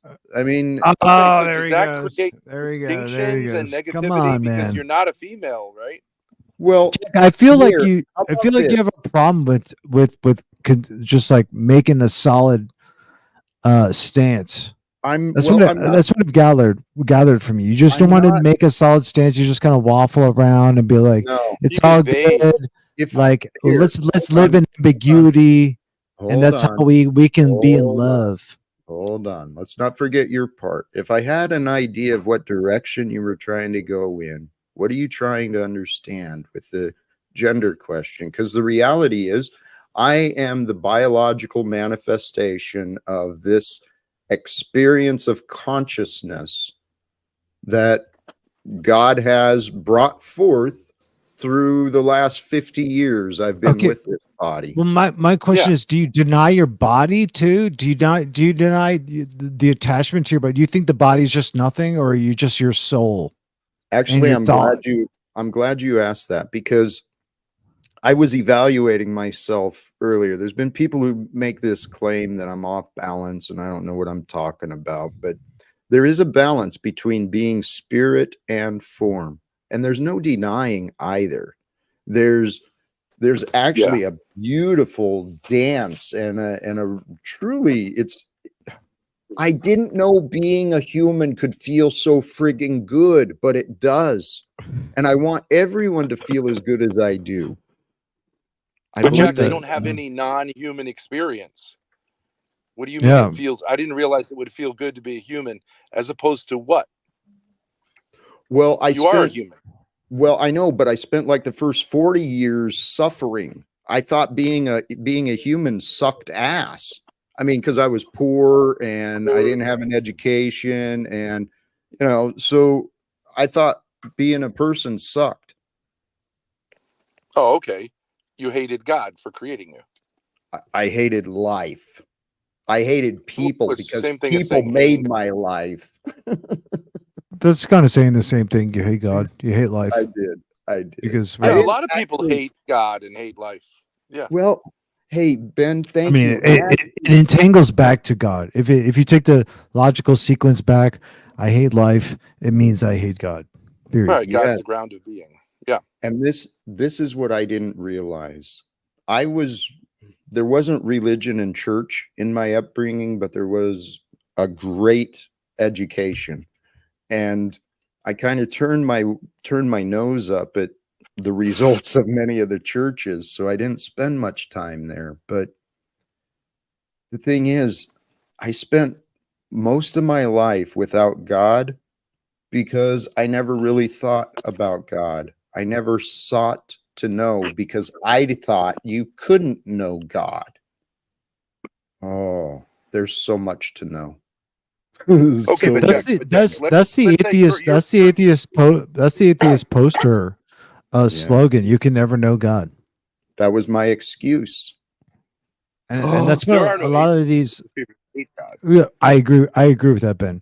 That's a lot about these like pseudo atheist people, like if I could think of a person, Flow State, for example, Jack Talcott. He's one of these faux he says he believes in God, but really he's like an atheist. He believes in money. Well, He wait, believes in the can we banking get back? system. Can Let's we get back to it. Can we get back, Go Jack? back. Let's get back. Jack, if we go from the vague kind of like body and soul stuff, and we say, and I'm not trying to be crass here, but like we all have sexual, like especially men, we have sexual drives. Okay, I'm not trying to be gross, but there would be a question of how do you use those powers? There are some people who believe, especially in modern times, that the release of sexual energy is the highest good, that you should have as many orgasms as possible. There are some people who believe that sexual powers are evil and we should castrate ourselves, or at least sort of spiritually castrate ourselves. And the Christian church has come up with this idea, which came from Jesus: one man or woman, or you can be celibate. Don't you think where do you stand on that? And like, how do you know what's what? And also, like what I'm saying with domestic violence, I believe that men are made big to protect and also to discipline those under their authority, and that's part of having a big male body. It doesn't mean you're better than anyone else, but we do have differences, and the strong must protect the weak, obviously, right? Because weaker bodies, you could say they're spirits, but an old lady who's attacked by a gang who wants to rob her, she can't physically defend herself. Your thoughts? Focusing on the material. Because the idea of attack, well, it's the belief that we are vulnerable, and there is only a partial truth to that. But hey, you brought up the question of the sexuality. This guy here, John St. Julian, I'm gonna drop the link in the chat there. I've talked about him before, and this is his video from earlier today. Christ has returned to our dimension, and he offers his personal testimony and explanations why he says those things. Yeah. If Christ returned you, this would all be over. So Well, I'm gonna that take a sure believe, I'm gonna take a but cap. That's Well, cap. Christ has always been with. yes, that's He's the been with us, point. but when he really Right. returns, is what I mean. Yeah, Yes. Yeah, this is gonna be a wrap for y'all. Agreed. different. Agreed. But we are in the process, and I truly believe our faith, our words, our deeds can help it to come forth. I Well, believe we're here I'm for a with that. purpose, not just to I'm with wait. that. I'm with Sorry. that. The reason I brought him up was he talks about he offers definitions of the Christ and tying it to the anointing, and then he points to the biological design of us with the 33 vertebrae and the Christic oils that are built into the biology. Now, I don't claim to grasp onto all of that. That's what just nonsense. Well, what I do know is there is more than enough ancient perspectives and modern science explanation to suggest that semen retention, conservation is a healthy thing for a man to do. That these energies and nutrients that are created by our biology, the semen is the life force that creates. It's powerful. Semen? And yeah. And Sacred. but there's ways. But I don't know if semen is sacred. Let's not get crazy here. It is. Of course It it's is the sacred. fluid that replicates and rejuvenates, or replicates and recreates life. It's powerful, and it's got. But Jack, you can get. Go ahead. It can get a Finish, little Ben. silly because I've known guys who like tried to make semen like part of a meal plan, and because they think it's sort of magical. And this is also Right. what like That's what I'm animals saying. can't That's what I'm saying, keep Ben. the energy Yeah. from someone else. It gets ridiculous. I'm not saying you're saying that this can lead in this direction.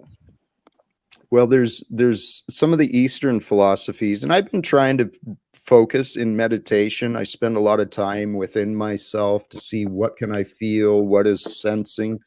And there's ideas of being able to intentionally regenerate that life force fluid back through your body and turn it into spiritual energy for creativity, for extra strength. This would be the idea of celibacy, right? That you can have a spiritual sort of, but it's not this like tantric yoga thing of like, some people drink their own urine because they want to recycle more, and so it can get ridiculous. Shout out to Brian O'Shea. Go ahead. And there may be something to it, but mostly it's ridiculous, right? I mean, if you get a bunch of semen together, it's just pseudo quack science that's sold on the internet. If you spread enough fucking links on the internet, people are gonna believe like drinking your own fucking urine or fucking cum or even eating your own shit. People are gonna fucking sit around and believe that, man. Like it's fucking wild. It makes a certain amount of sense, just like cannibalism makes a certain amount of sense. I want to eat this person and therefore take their soul energy into my own. Yeah, but cannibalism doesn't make any sense because the person's already dead.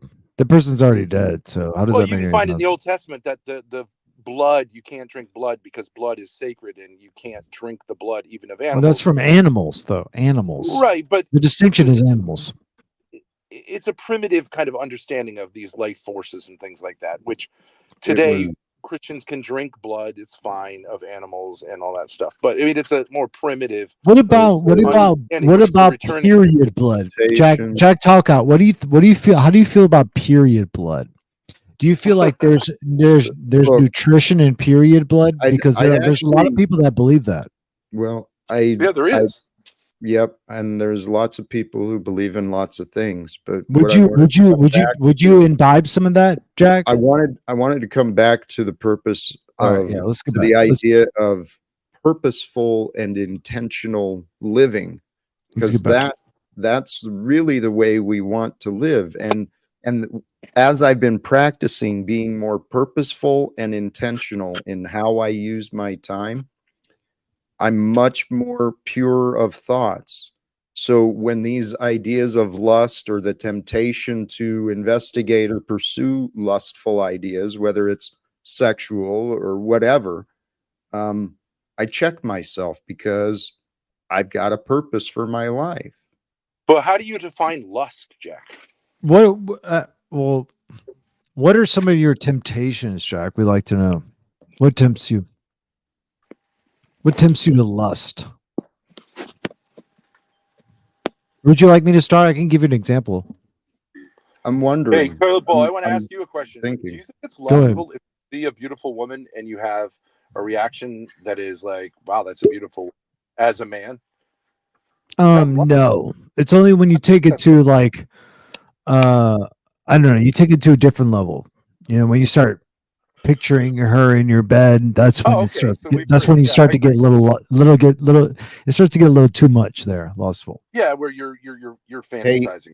Yeah, I you're think, fantasizing that. It becomes like she's beautiful to now I'm fucking her in my head. hey, hold Yeah. on. We have an opportunity here. It may turn into true chaos.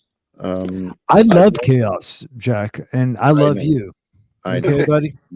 We're gonna see where this goes, but welcome. The opportunity to this let is this the worst fucking idea ever pedophile you ever had. incest fuck on your channel. All right, come on, Snafu, dude. Seriously, dude. Like, I that's didn't even hear all what you got.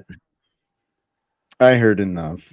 That was so fucking weak, man. Well, let's have a come to Jesus moment, right? Let's have a Yes. wake up And call. let me just say one thing before you start. Yo, Snafu, man, I've heard you on some of these podcasts talking about you're not a Christian and you are a Christian, you're not a Christian, and now you are a Christian.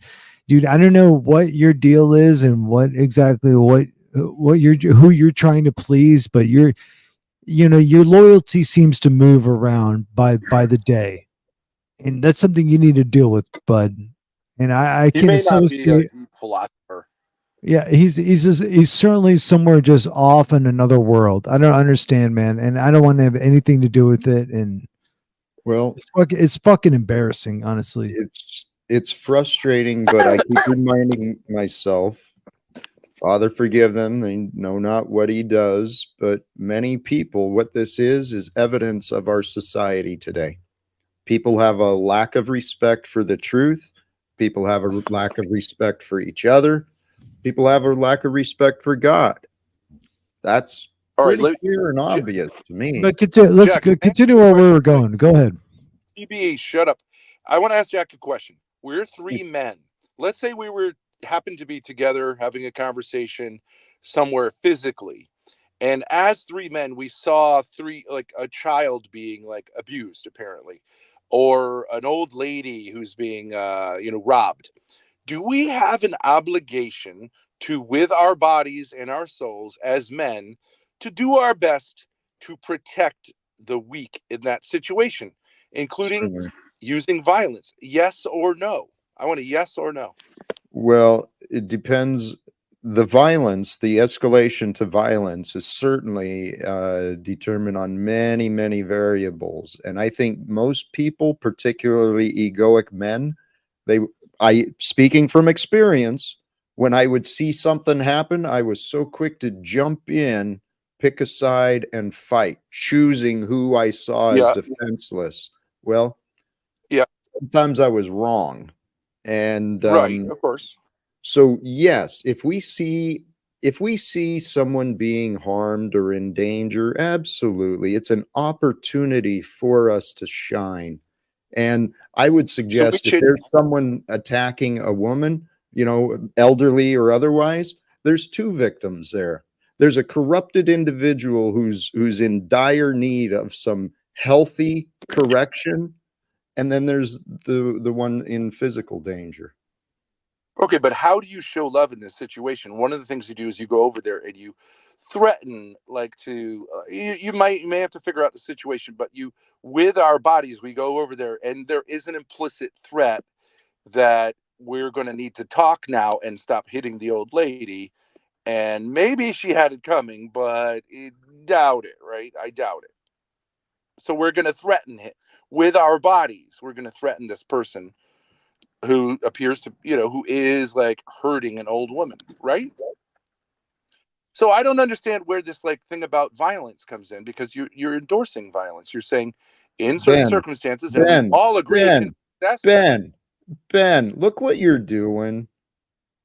You're presenting some hypothetical narrative, then trying to present a conclusion that fits your narrative, not what I'm saying. Okay? Because despite many Christian interpretations, Jesus wasn't about war. He wasn't about authority. He was offered the kingdom. He could have ruled. That wasn't his role at that time. He knew what he was supposed to do. Apparently, he was he did have authority, right? Yes, he chose not to take the current throne at that time because he knew. I mean, the whole Because point they had is a different for type him of authority. yes, spiritual authority. And the spiritual Go ahead. Yeah, but there was a time when he did exercise violence against those who were profaning the temple, right? Violence. Let's consider he took a bunch of swords and put them together and overthrown the tables and drove them from the temple. Sure. I don't know what that is. Not violent. No substantial physical harm. And yet I hear a lot of Christians saying, well, Jesus stormed the money changers so we can pay for wars. No, it's not the same. Jack, I agree that there's no such thing as a Christian war. There are no, I agree with the popes that say like no more war. And in the current state of things with the military capabilities we have, we cannot engage in war. And we always have to look at what's going on in the Middle East, right? You've got to find a solution that does not involve tanks and guns and bullets and bombs. Yes. But Ben. But I do think like what you're saying, I think being a man, and I'm a very tall man, there's a certain, and see, I think this is what I would suggest is a mistake.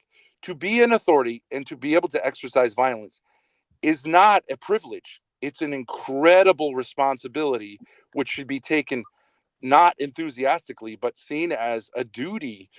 And if God puts you in the position of being a man, having authority, Ben, you can exercise it very gently. Ben, you're wrong. I mean, okay, very gently. I'm sorry to assume. But it's implicit in being a huge man with children that you have authority over, and also women. Ben, stop thinking of authority. That's a bunch of crap. Sincerely. A leader. I like authority. I know, because bullies like authority. But I don't have any authority. I've been stripped of all my authority. Ben, you present as a man who, yes, you have authority in your mind. And what I suggest is authority has been misunderstood. It's been glorified by egos here on earth. Okay, if what authority is, what a man should be, can be, and should be, is a leader who creates and shares, nurtures, provides a safe place for women and children to thrive as themselves, not under his rule, under his nurturing, caring, protective posture. And protective of abuse between them, right? Which means he's got to exercise that authority within the family as well. That's all I'm saying. I don't think that's that radical.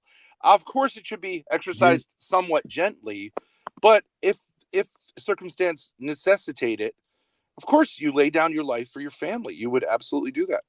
Sure. I spent 12 days in jail because my daughter asked me to go for a walk with her. I'd do it again in a heartbeat.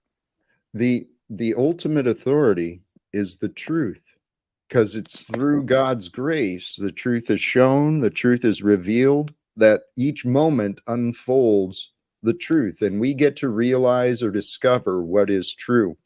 What corrupts us is when we don't humble ourselves to the truth.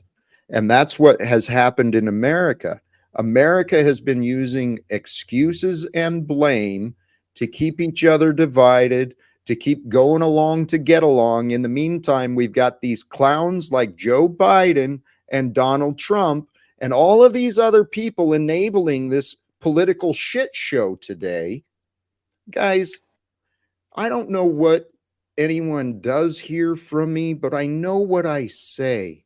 And I am confident that a world exists today without wars, without wage slavery, as soon as people stop enabling secrets and lies. I have connections and ideas on my own, but I'd welcome anyone to join me. I mean, I'm going to go to the local chapter of Veterans for Peace again tonight, but they've been ignoring me. But Jack, do you think, let's say you take someone who's a wage slave who can barely hold a job at McDonald's, or I was in jail with a kid who he was like seriously tweaked, had no relationships, hadn't talked to a woman in 11 years.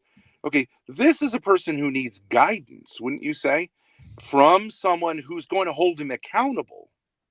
Now, this is a grown man, so I don't think violence makes any sense as part of that relationship, but it could be okay to have a master apprentice relationship with someone, to take them on and under your authority.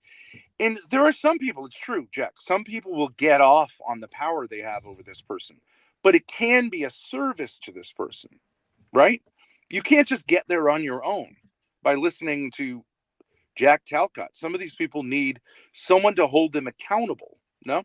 Then, no, God, yes, This okay. was a guy. Damn. There can be a partial truth. I won't deny the truth in what you offered. I can accept and agree with what you said, but even the idea of gurus, I mean, that's the old ways of some of the mystical ideas. And then we got the churches putting the priest and the pastors, the ministers up above everyone. Yeah. There's the greatest teacher in life is life. And the only thing we need to align ourselves with is what is true.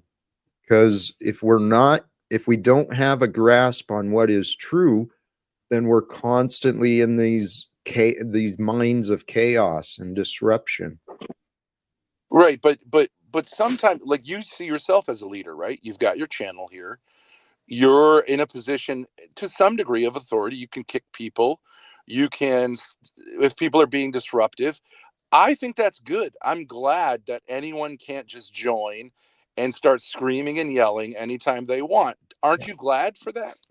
I feel calm being a guest on your panel. You can, of course, kick me. I don't mind that there's a structure. You're in charge, and if you're a guest on my panel, the same thing. It gives you a responsibility. I don't envy always being in charge, because you got to keep it interesting. Whereas a guest, it's easier, right? TBE, wouldn't you say it's kind of, in a sense, it's easier to be a guest on someone else's panel? I appreciate you keeping order here, Jack, and you do it mostly through gently guiding things back and pushing back and the rest. Thank you. And but you're a sort of father figure here. So what's the problem with that? Now, there's a certain violence in just clicking a button and throwing someone off. It's not literally physically violent, but there's a certain violence in saying you're out of here, and you exercise that authority and that violence. I think it's what makes the world kind of go round. All the animal kingdom has this, and there's hierarchies. Here, consider this though too.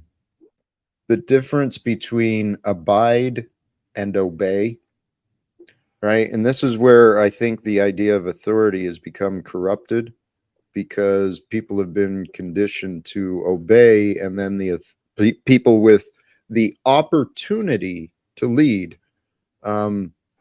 they've wanted to enforce and do a power down thing, and I don't think that's healthy either. Welcome. Yeah, well, you're saying you go to this veterans group and they don't really listen to you, but that's their prerogative. They may be missing out on a gem, but it's their place, and you respect that. You're going to have to make the case for yourself, And so far, they haven't been willing to listen. But that's okay, right? I mean, you can obviously not go to that too. Correct. And the thing is just because they haven't listened in the past doesn't mean, today will be different. I mean, Sure.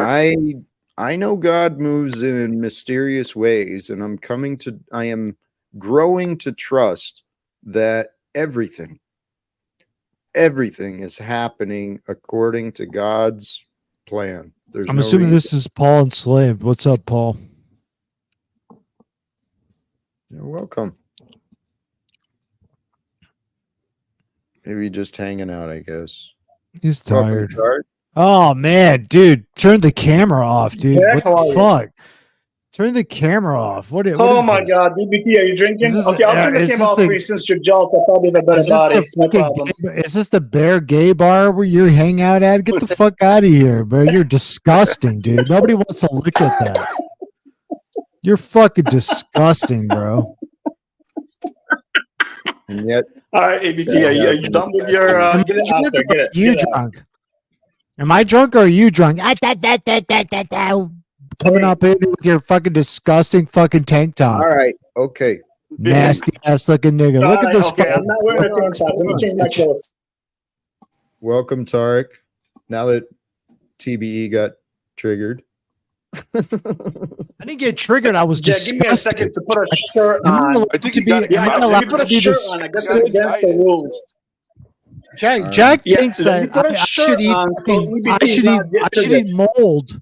I should eat mold and think it's fucking caviar. That's what Jack thinks. That's how Jack seems to think you should react to life all around you. When you That's see a false disgusting narrative. things like this fucking retard that just cammed up, yeah, that's disgusting. Put a fucking False shirt on. narrative. You look disgusting. Your judgment is yours. No. It's my judgment is pretty clear. That's disgusting. Okay. What was Trying to come up in, are you turned on by that, Jack? Are you turned on by his I find it shaved irrelevant. chest? You seem either turned on or you're triggered because you're turned on. Is that what it is? No, sir. Did you not think you think that's appropriate for a man to wear on a stream with a bunch of other men? Dude, I think it's fine. Talcott, do you like that? whatever. Do you Dude, find that Jack? Do you find that pleasurable to look at? why do you ask? It's Are you seeking disgusting. opinions? You seeking validation or I think I'm TBE asking you has your some opinion, sir. homoerotic issues. I understand. Let's not worry about small things. That shit's fucking sus, bro. You think that you like looking at dudes' chests like that? That's normal for you. That's what you see all the It's not time. normal for you to project that onto me.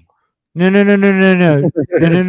It's. Do you think that that's normal? It seems to be that that's normal for you. That looking at men's chests like that's completely okay for you. That's like sort of a normal scenario for you. You think that that you've been because- around. because I Jack, didn't get Jack, bothered? do you frequent gay bars with bears? I think Exactly. you're doing some projecting here, bro.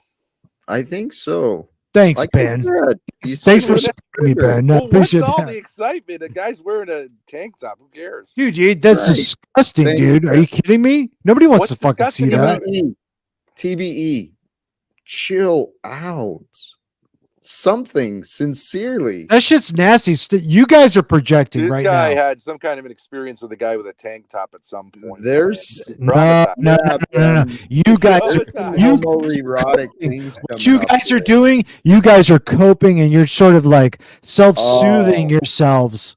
You Dude, guys I are can- sort of self-soothing by attacking me. Like, TBE, oh, look, this guy, dude. This guy TBE. has a problem with this this disgusting TBE, fucking man you are going off. putting his shirt. You It's- are thou doth protest too much. yes, thank you. Bro, how could I not notice this fucking disgusting fucking hairy man's chest in front of me? Dude. Paul, If- are you kidding me? Oh, that's Would you Paul. like that? Paul, would you like looking at that, Paul? Seriously. Hey, Oh, he's there you go. better- Thank he has you. clothes. Finally. Can you- Finally.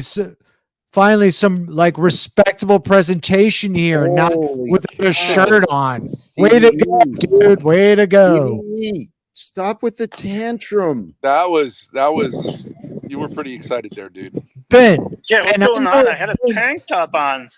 Ben, I don't get it. Ben, I don't you get get it, Derek. excited. You get excited about Hormaxer, so you're not exactly the standard that anyone should adhere to. So we're gonna I move don't really on from have a that. very strong reaction you- to any of that. Yeah, stuff. that's a problem I- for you. That's a If a problem. guy- I was just in TBE. prison. I saw guys naked. It didn't really excite me one way or the other. Whatever. Hey, Yeah, you're in prison. can That's we, definitely can different. we please practice just a little bit of self-restraint? Welcome, Tarek.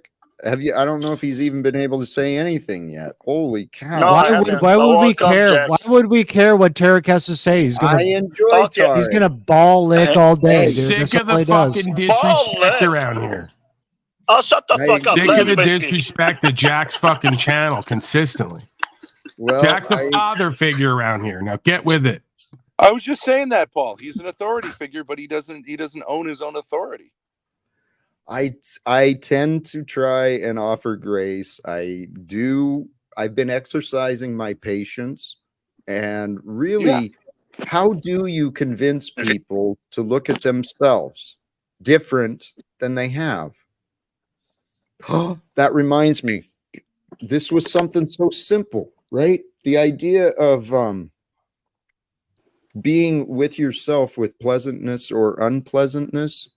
If we can't imagine how others see us, then we don't really know what we're showing to the world. And it's important to know what we're doing. Yeah. Wowie, wow. I'm moved by that. Well, I want to it's ask Paul. part- I want to ask Paul on stage. Paul, do you believe that domestic violence is what's called domestic violence is sometimes totally appropriate? totally appropriate.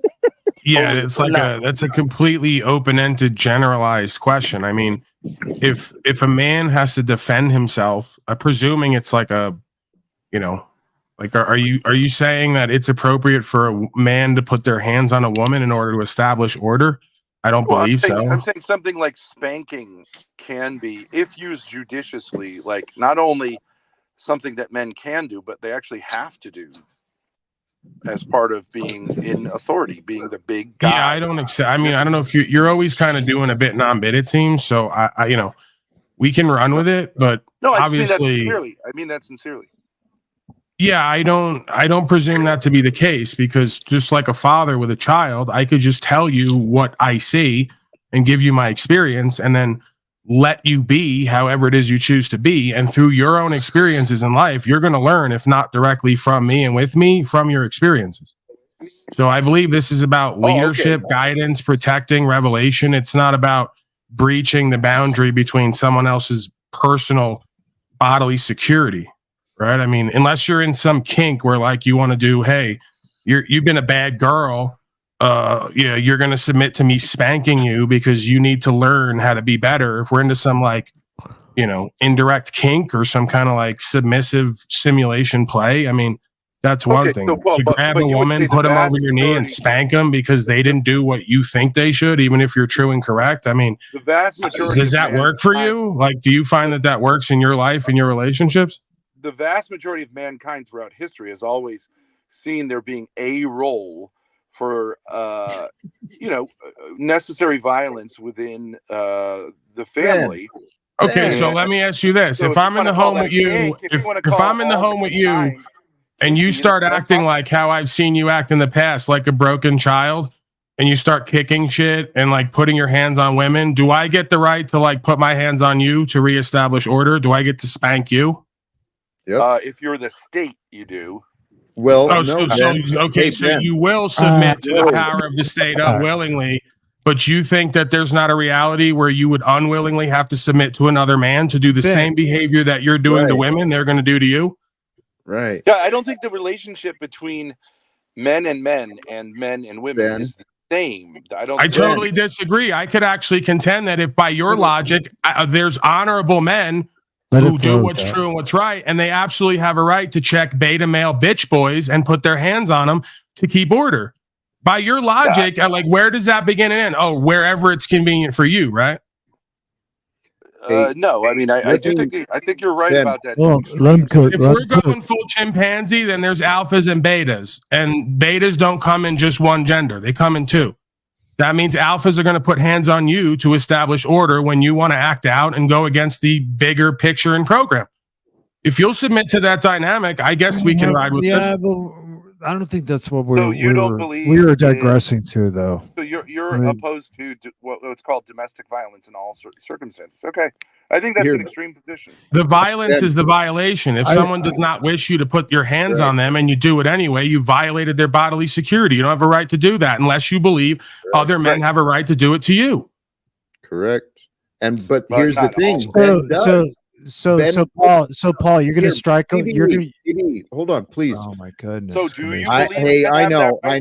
I'm trying to get in on this because Ben, what you're it's your belief in authority that's giving you this illusion of an excuse that a man can be violent towards family. But here, consider this: when we engage in violence, we are showing a breach in trust. We're showing our children, the spouse, that we're not to be trusted, that our love and care is conditional. So I do not believe it is conditional. Why is it conditional? Hi, how are you? Because he's not a truly loving, caring man. He's an egotistical, prideful man. When you don't do what he wants you to do, he gives you consequences. Because, you don't love evil. You don't love evil. That's not true. Your scripture encourages you to love your enemies. Here, can we pause for just a moment, please? Noelle, welcome back. Yes. How's your father doing? Good. He's doing good. Wonderful. Welcome back. Glad to see you. What are we talking about here? Oh, goodness. We've got everything going today, from domestic violence to having a clear conscience to oppression and worldly ways. A little bit of everything going on. Yeah, I mean, I would love to ask Noelle whether she believes that one of the roles, which should be exercised with caution, of a father in a family is to be the physically dominant member that sorts. Why are you bringing the question back, Ben? You're looping, brother. Actually, you're not. You're right. Is that why men are big and strong? Mostly to protect those women and children, but also to be able to tell them they need to straighten up if they need to. I think that's. Where does that require physicality or force? Right.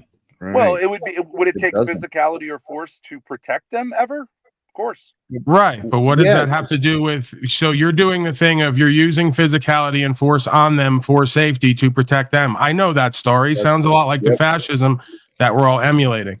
Okay, you don't believe that men have that role in a family? Come on, Ben. Are you serious? Are you seriously making this argument? That I had a father, like we all probably had, who either used some form of coercion and duress to get me to do what the fuck they said. But oddly enough, what they were doing was not completely true and correct. So what gives you a right or authority to use physical force and domination to get someone to follow your will when your will is not the will of creation? Okay, you're saying your father misused his authority towards you. I'm saying the majority of you inauthentic corporate beta males have a lot of authority in your house, but when you go out in the street, you're a big bitch.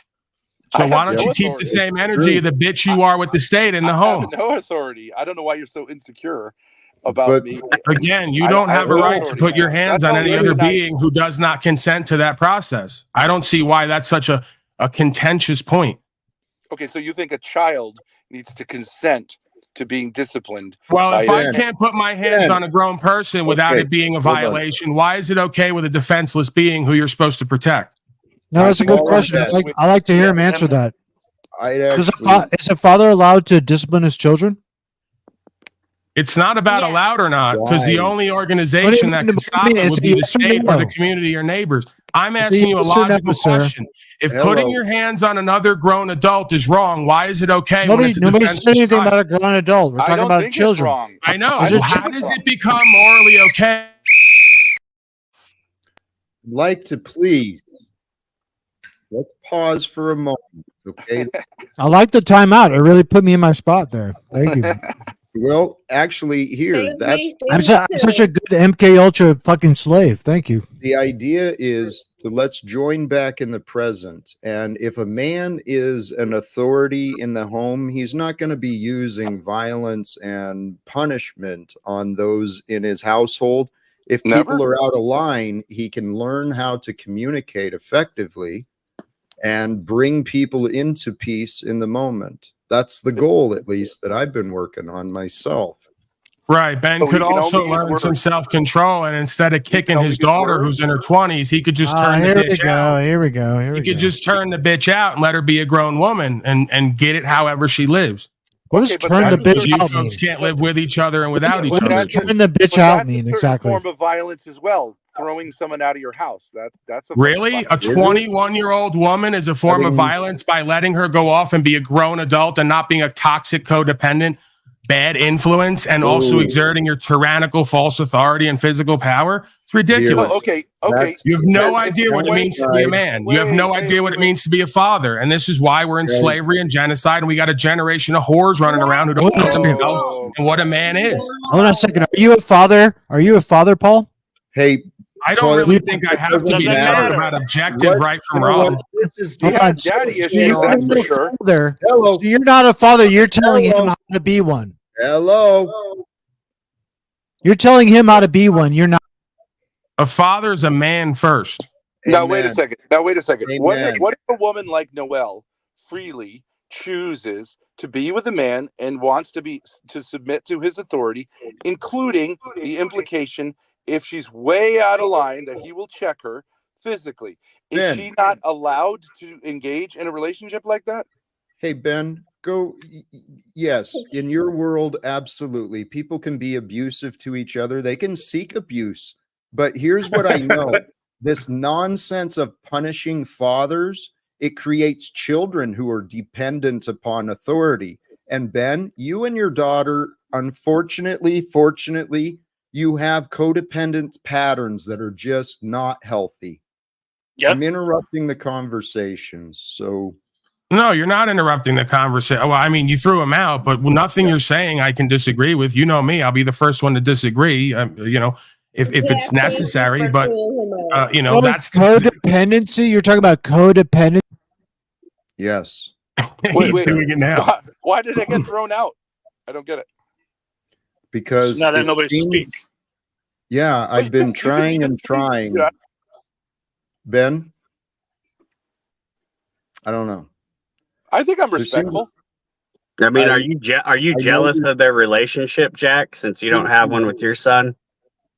Here we go. I'm not Stop. jealous. Jimmy. I'm not jealous. See, this is projecting egoic patterns. No. I actually am very healthy, and what I suggest is true. Ben, you and your daughter are showing codependency patterns. I can't be without him. I can't be without her. She can't be without me. It's dude, you guys are lying to yourself. I mean, the parent and the child relationship is inherently codependent. What are you talking about? You folks want to neotenize and make excuses and justifications for your dysfunction. A 21-year-old woman is not a child with a parent at that point. We're grown men and women at that point. Right. It completely changes the dynamic. Not that it really should, but in most households, it does. Because at that point, you have freedom, autonomy, and access to a marketplace to create your own value in your own home and your own family. Of course.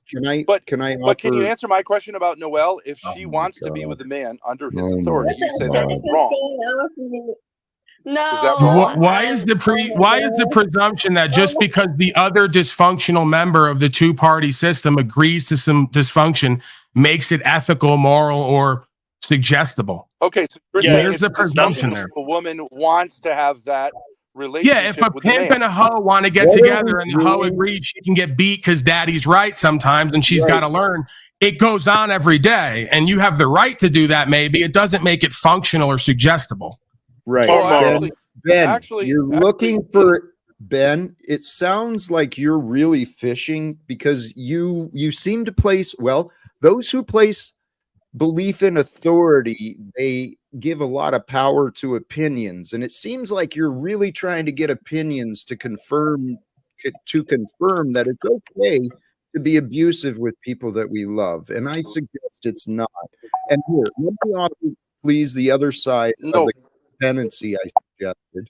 You and your daughter clearly have deep love and a very close bond to each other, and that's beautiful. Mhm. However, it doesn't change the fact that you two are clearly showing signs of unhealthy codependency with each other. She's a Jack. 21-year-old woman. Well, maybe. Jack, look at the chat because now you're going to start to see the reflections of self and all the old ways that people have the same answers and justifications for. They go, if Paul's dad would have kicked him when he was a child, maybe he would have learned more respect. Can I say Paul, something, Jack? please, Noelle, please Can I do. say More or less, something was off. who are we talking about here?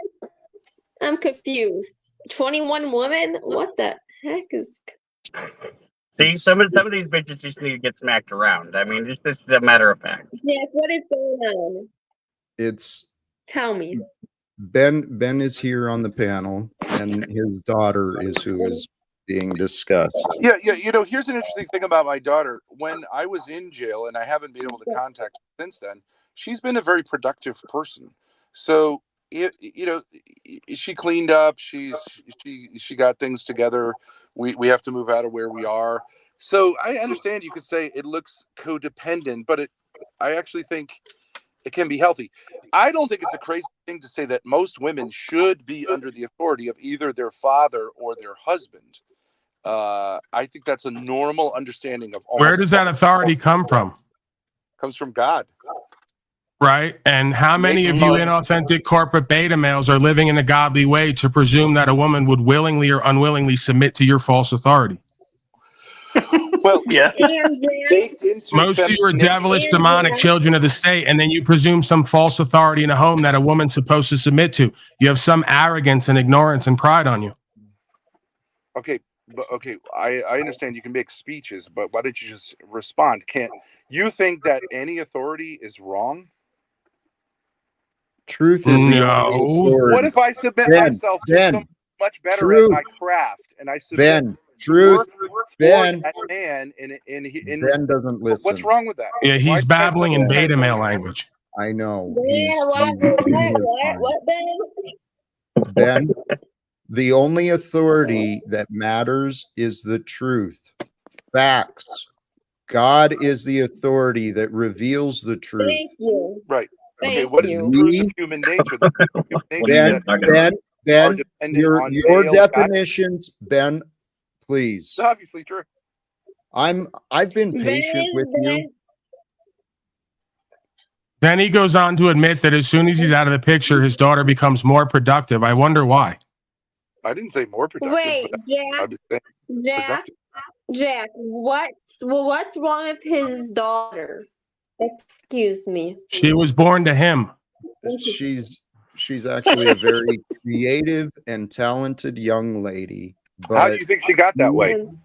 Oh, there you go. Typical inauthentic. By God's grace, yeah, she's picked up a few things, good and bad. Okay, and, in spite of her parenting. Okay, but maybe it's because of her parenting, right? Wouldn't that be the obvious? Why do you think she's running around with Lauren De Laguna acting like a hoe? Hey, Ben, aren't you the one that sent her to the porn guy that does porn, or not? Guys, you're the one that sent her there. Porn. That doesn't mean she's doing porn. You're the father. Why would you do that? Because I trust her and she's an adult. Oh my God, I can't say anything to Ben anymore. Oh wait, so now Jack, Ben has authority over her. Like he should not be. He should No, be the banning point her from is doing that that. he's never You guys are received not what Jack consistent just on any of tried your to points say. whatsoever. He's never embodied the truth and the real authority. He's only embodied false You're just saying authority. things. You're just And, saying. and No, he's been a false no, leader. you're And that's why he interrupting. has a young woman who cannot manage herself properly and discern properly because she's been under poor leadership. But Tell you there's what, also another can we- explanation that her mother is crazy. There and you that- go. Right, Typical you're and authentic filled with corporate blame. beta male going to blame the mama. There you Filled go. with blame. Yes. Well, This is sometimes- why you guys fail at court and everywhere else. You can't take responsibility and accountability. You're too prideful and egotistical. Paul, Hey, Ben. you have your ridiculous sovereign. You are an online clown troll, and you can't help yourself but to ooze your dysfunction online for validation and for I'm clicks and Paul, why don't views. you try talking like a normal person? So I am Tell you what. talk like a normal person, a Paul, low-level consciousness and authentic beta male. Yeah, normal person. I'm going to interrupt, and I Is it like a appreciate- soundboard? You just use a soundboard that just repeats. I am really Yes, Jack. tired. What of is being going on? spoken over. What's going on, Noelle? What is This is today's society. This is the dysfunction of today's modern men, spending their days online arguing, debating about hypothetical bullcrap, trying to make excuses for domestic abuse and physical punishment. Sickening. Sorry, those are my. Why is Ben? Wait, I'm confused. Why is Ben is acting like this? I'm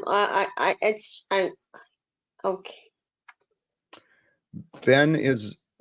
Ben and many others are good people, but they have confusion.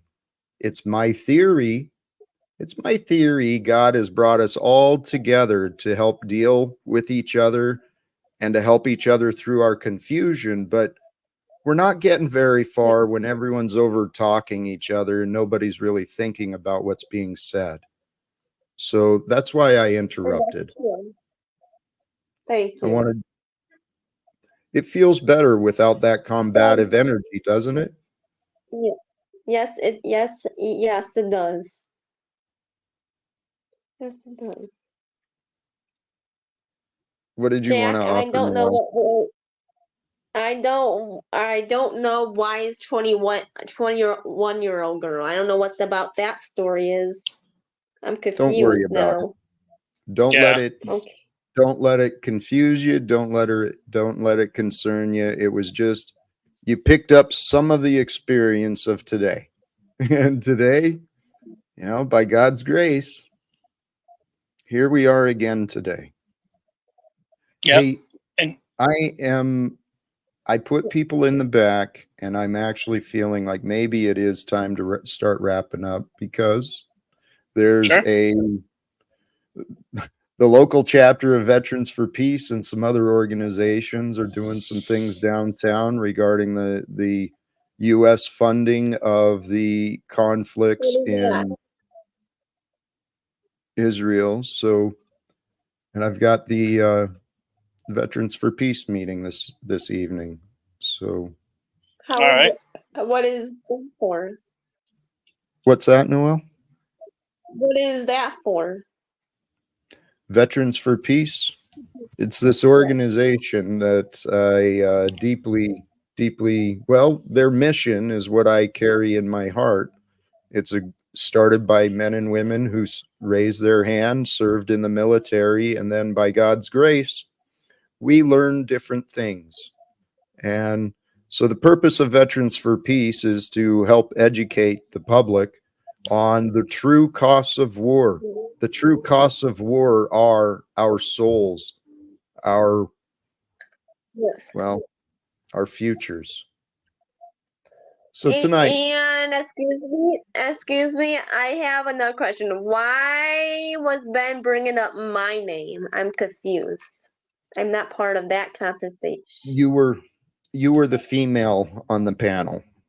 Yep. And so he was seeking a confirmation from a female perspective. He's It's looking for enabling is what it is. Yep, It's what exactly. Is he being mean to me, or is he? No. No, confused.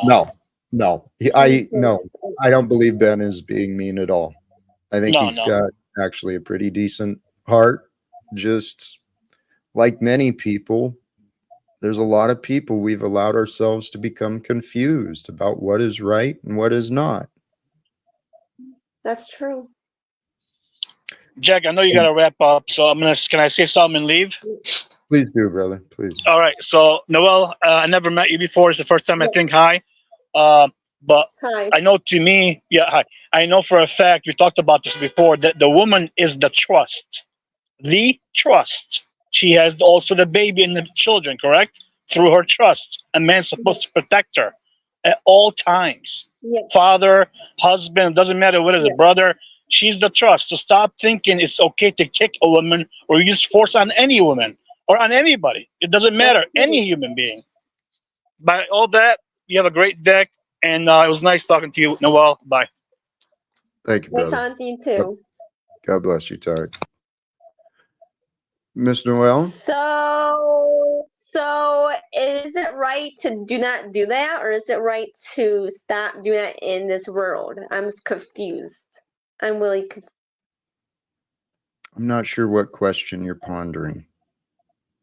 To hit do what? hit a man, hit a woman is protect them. Like, is that right, or I'm confused?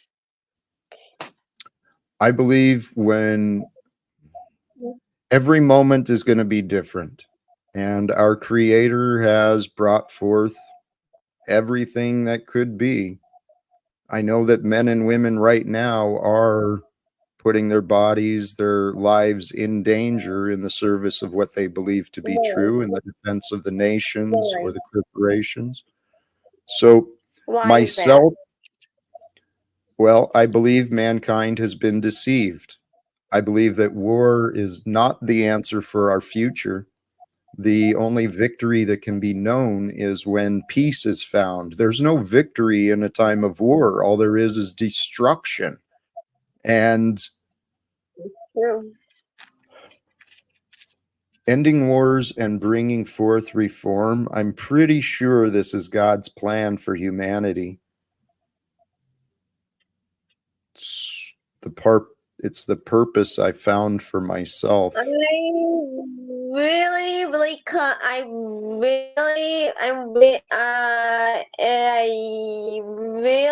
hate when they were arguing about this world. I really hate that when they argue about that. That's so confusing. I'm sorry, my brain is fried right now. I'm sorry. Noelle, please, I encourage you, don't leave this stream with confusion. The confusion are what the others brought forth, but what I want you to leave with, please, is a little bit of encouragement. Peace.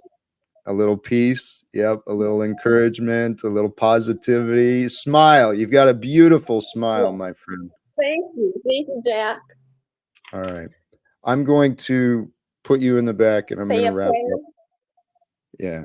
Okay.